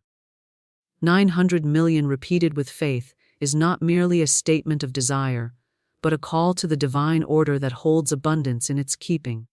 Numbers are symbols of divine order because they dissolve fear of chance. When one sees life as random, one is tossed about by uncertainty. But when one sees the pattern in numbers, faith grows. The recognition that there is measure, sequence, proportion, and harmony in all things brings peace. Even apparent chaos has its hidden count, its concealed design. Numbers reassure the soul that nothing is wasted. Nothing is without purpose, nothing escapes order. What appears as disorder is often only an unseen pattern still unfolding, and in time the number reveals itself. Speak once with power, then remain silent, for the act of creation requires both command and rest, both utterance and stillness. The universe was not built by endless repetition of the same decree, but by a word spoken and allowed to unfold. To speak with power is to send forth a decree charged with faith, conviction, and certainty. To remain silent afterward is to show trust in the law that governs manifestation. The combination of a strong command and a quiet spirit is the secret of true demonstration. The word sets the cause in motion, and the silence guards it until its fruit appears. Speak once with power, for a weak or uncertain word lacks the energy to impress itself upon the unseen. Words spoken without faith are like seeds scattered on stone, they cannot take root. But a word spoken with power penetrates deep into the subconscious, strikes the chord of divine law, and calls forth the likeness of itself. Power comes not from volume or force of sound but from conviction, from the inner knowing that what is spoken is already so in the invisible. To say a thing with assurance, to speak as one who knows, is to release a vibration that the universe must answer. The spoken decree should be sharp and definite, without wavering or hesitation. When one says, "This is mine by divine right," the declaration should carry the authority of one who believes without question. A single utterance charged with faith is more creative than 1,000 repetitions spoken in fear or doubt. Just as a single spark can ignite a forest, so can a single word of power set in motion the forces of manifestation. The law responds not to quantity of speech, but to quality of conviction. Speak once, speak clearly, speak boldly, and the work is done. Then remain silent. The silence after the decree is as important as the decree itself. Silence is not emptiness but trust, not passivity but confidence. To remain silent is to rest in the certainty that the word has been heard and answered, that the law has received its instruction and is carrying it out. The farmer who plants a seed does not dig it up the next day to see if it has sprouted. He leaves it in the ground, knowing that the soil and the season will do their work. So it is with the spoken word once it is planted. Silence must follow, for silence is the soil of fulfillment. To speak again with doubt is to uproot the seed, to disturb its growth, to interrupt its unfolding. Many people fail in their manifestations because they do not remain silent after speaking. They speak a decree of abundance but then chatter endlessly of lack. They affirm health but then rehearse symptoms aloud. They declare love but then complain of loneliness. In doing so, they cancel their first word, scattering the energy that should have been concentrated on creation. The power of the decree lies in its preservation, and preservation comes through silence. Silence is also protection. When a word of power has been spoken, it must be shielded from the contradictions of others. To speak of your decree before those who do not believe is to invite their doubt into your soil. Their words of disbelief may weaken your own, not because their will is stronger, but because you allowed their vibration into your field. Silence keeps the decree pure, untouched by the opinions of the world. Speak once with power, then keep the secret within, letting the law bring forth its fruit in its own time. The combination of power and silence reflects the dual nature of creation: the masculine force that sends forth the word, and the feminine receptivity that nurtures it. The word without silence is incomplete, for it lacks the womb of stillness in which to gestate. Silence without the word is barren, for it has nothing to bring forth. Together they create balance, the force that commands and the quiet that allows, the seed and the soil, the spark and the space into which it expands. To speak once with power is to align yourself with divine authority. You are not begging, pleading, or hoping, you are declaring. A declaration does not need to be repeated endlessly, for it is spoken as law. When a king issues a decree, he does not repeat it day after day. He speaks it once, and the decree is carried out. To speak with power is to assume the same authority, knowing that your word is law in the realm of the unseen. To remain silent afterward is to show the dignity of one who knows his decree will not return void. The silence that follows is not passive waiting but active expectation. In silence you hold the picture of fulfillment. You nurture the feeling of completion. You align yourself inwardly with the outcome.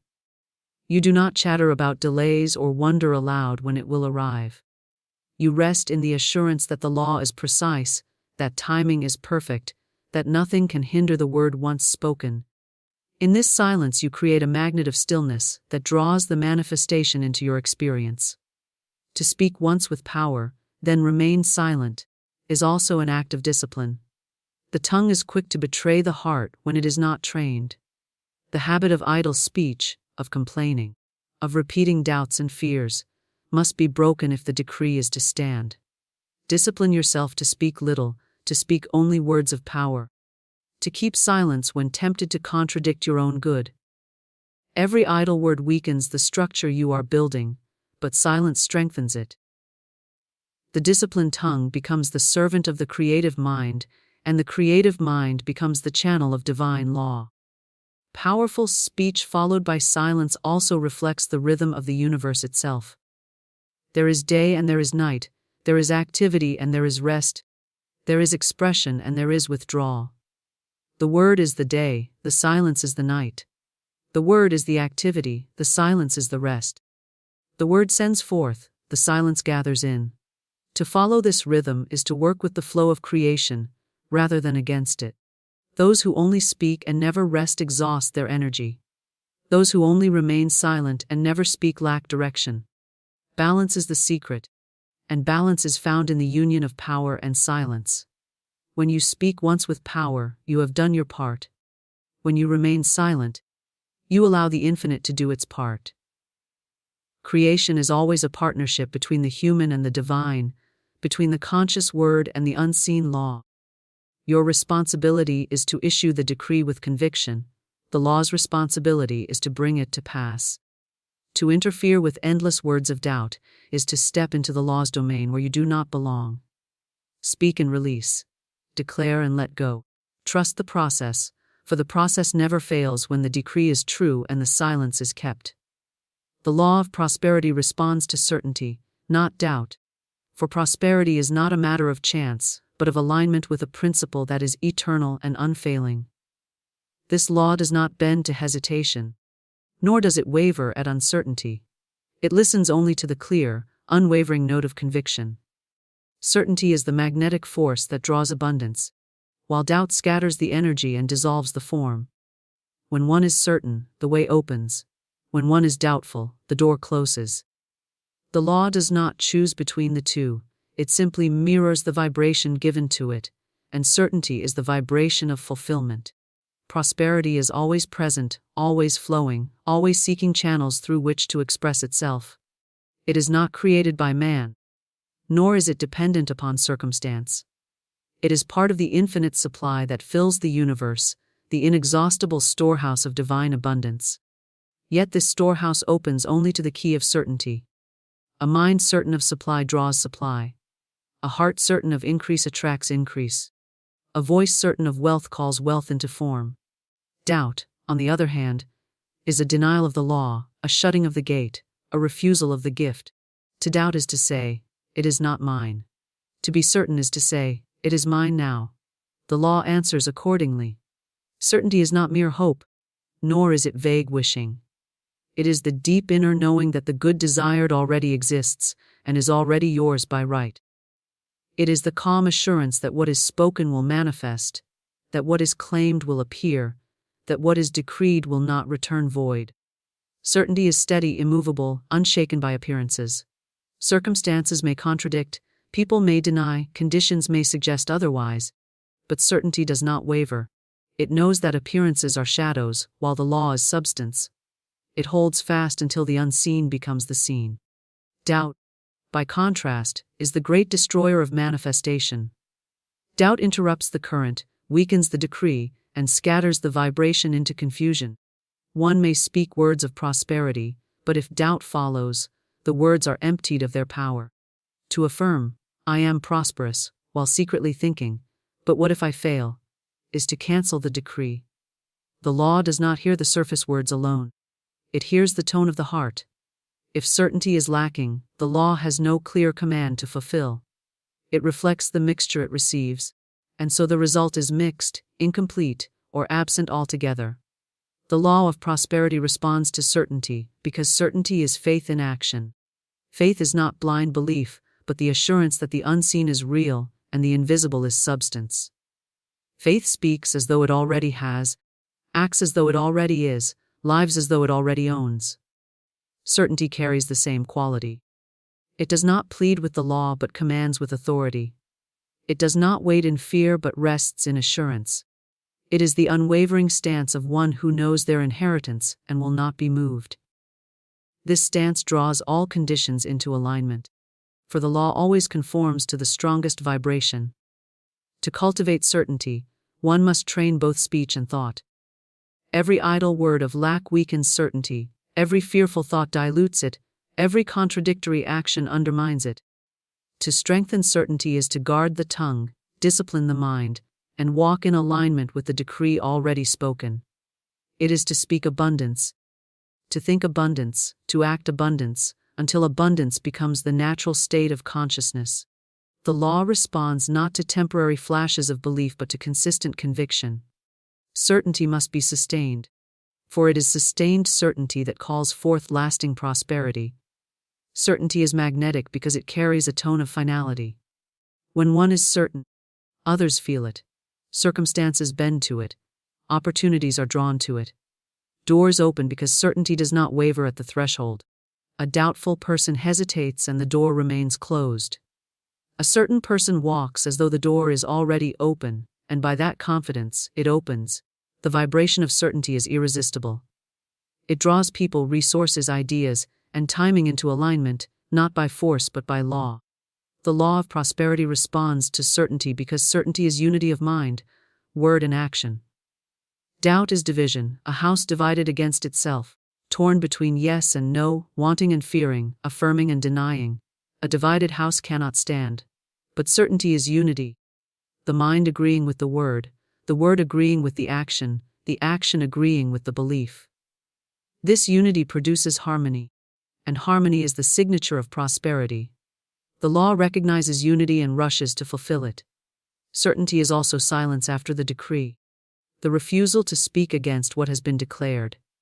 To remain silent when tempted to contradict is a mark of certainty. To keep still when appearances challenge is proof of certainty. The certain soul does not need to argue, defend, or justify, it simply knows. That knowing is enough, and the law answers to it. Doubt requires constant reassurance, endless repetition, and noisy effort, but certainty rests in quiet power. The law responds to the quiet as surely as it does to the loud, for it is the tone, not the volume, that matters. The law of prosperity responds to certainty because certainty is alignment with divine order. The universe itself is certain, the sun rises. The stars hold their courses, the seasons turn in rhythm, the tides follow their appointed times. There is no hesitation in the cosmic design, no wavering in the universal pattern. To be certain is to harmonize with this order, to align with the steadiness of creation. To doubt is to separate from it, to stand outside the rhythm, to create discord within oneself. The law answers in kind. Harmony produces prosperity. Discord produces lack. Certainty is a habit that grows stronger with practice. One may begin with small declarations and witness their fulfillment, building confidence in the law. Each success strengthens certainty until it becomes unshakable.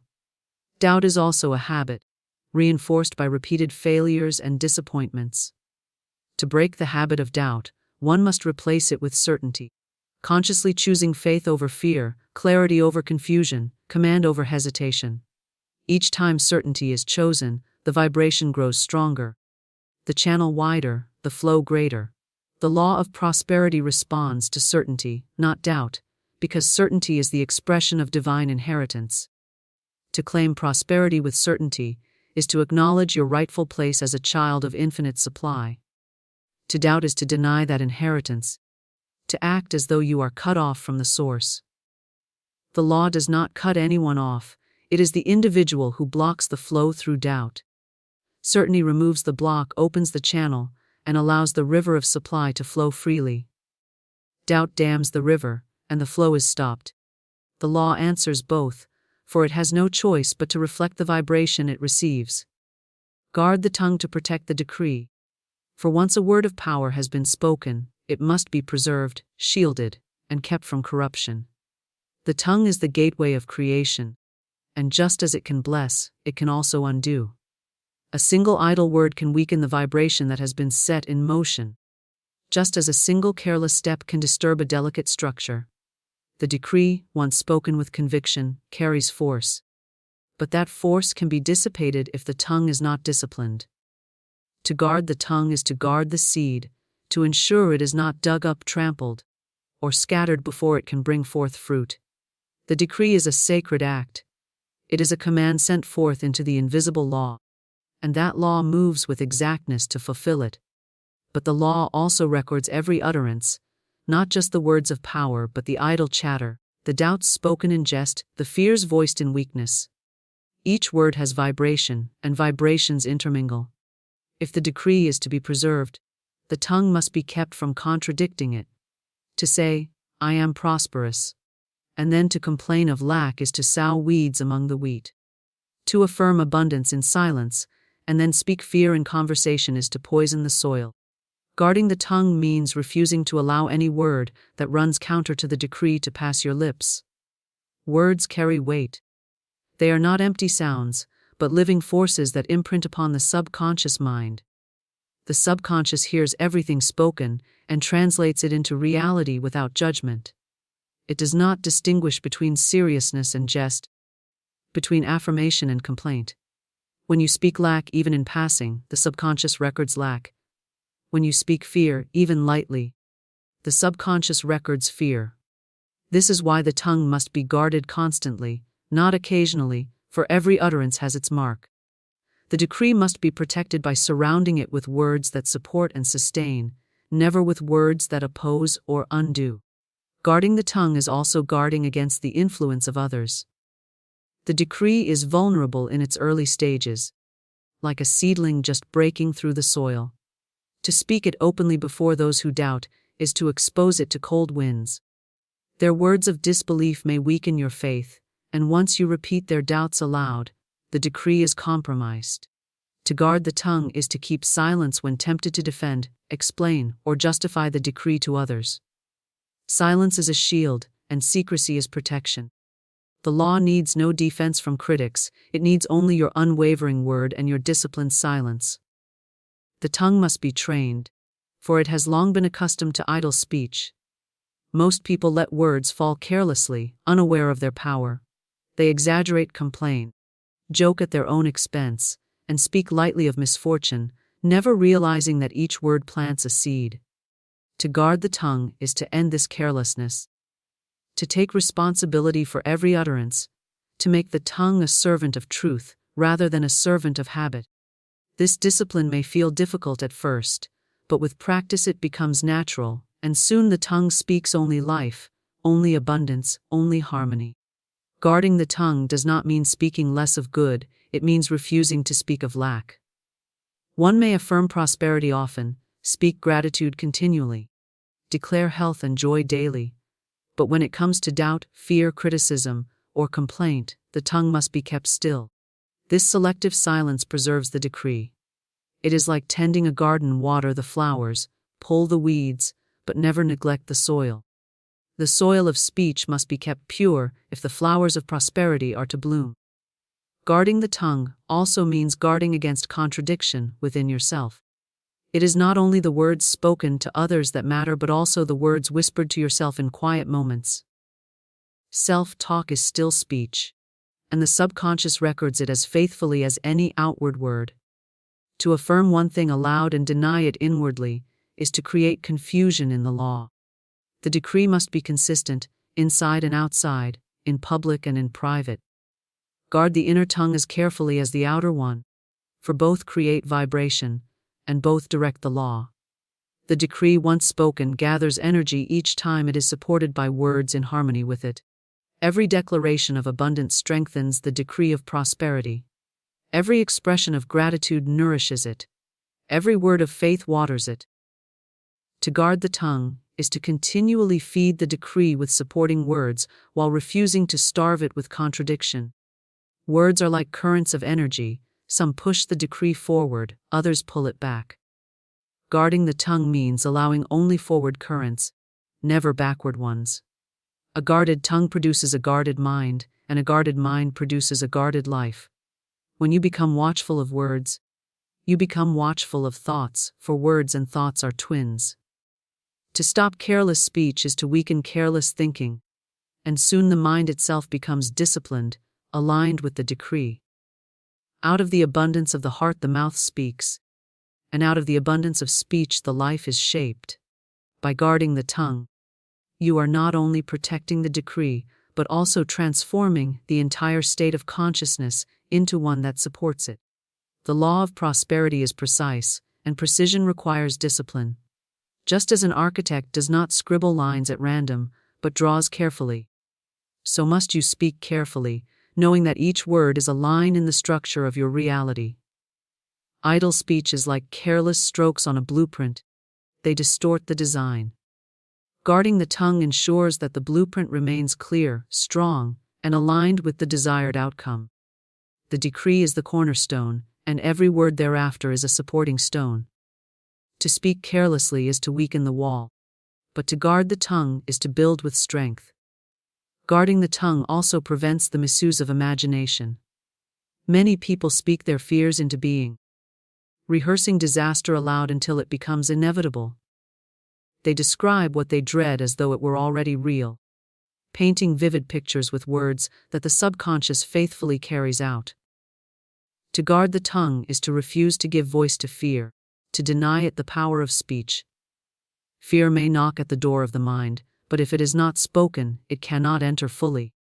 The decree is protected when fear is kept unspoken, unacknowledged, and denied the energy of words. The practice of guarding the tongue creates an atmosphere of power around you.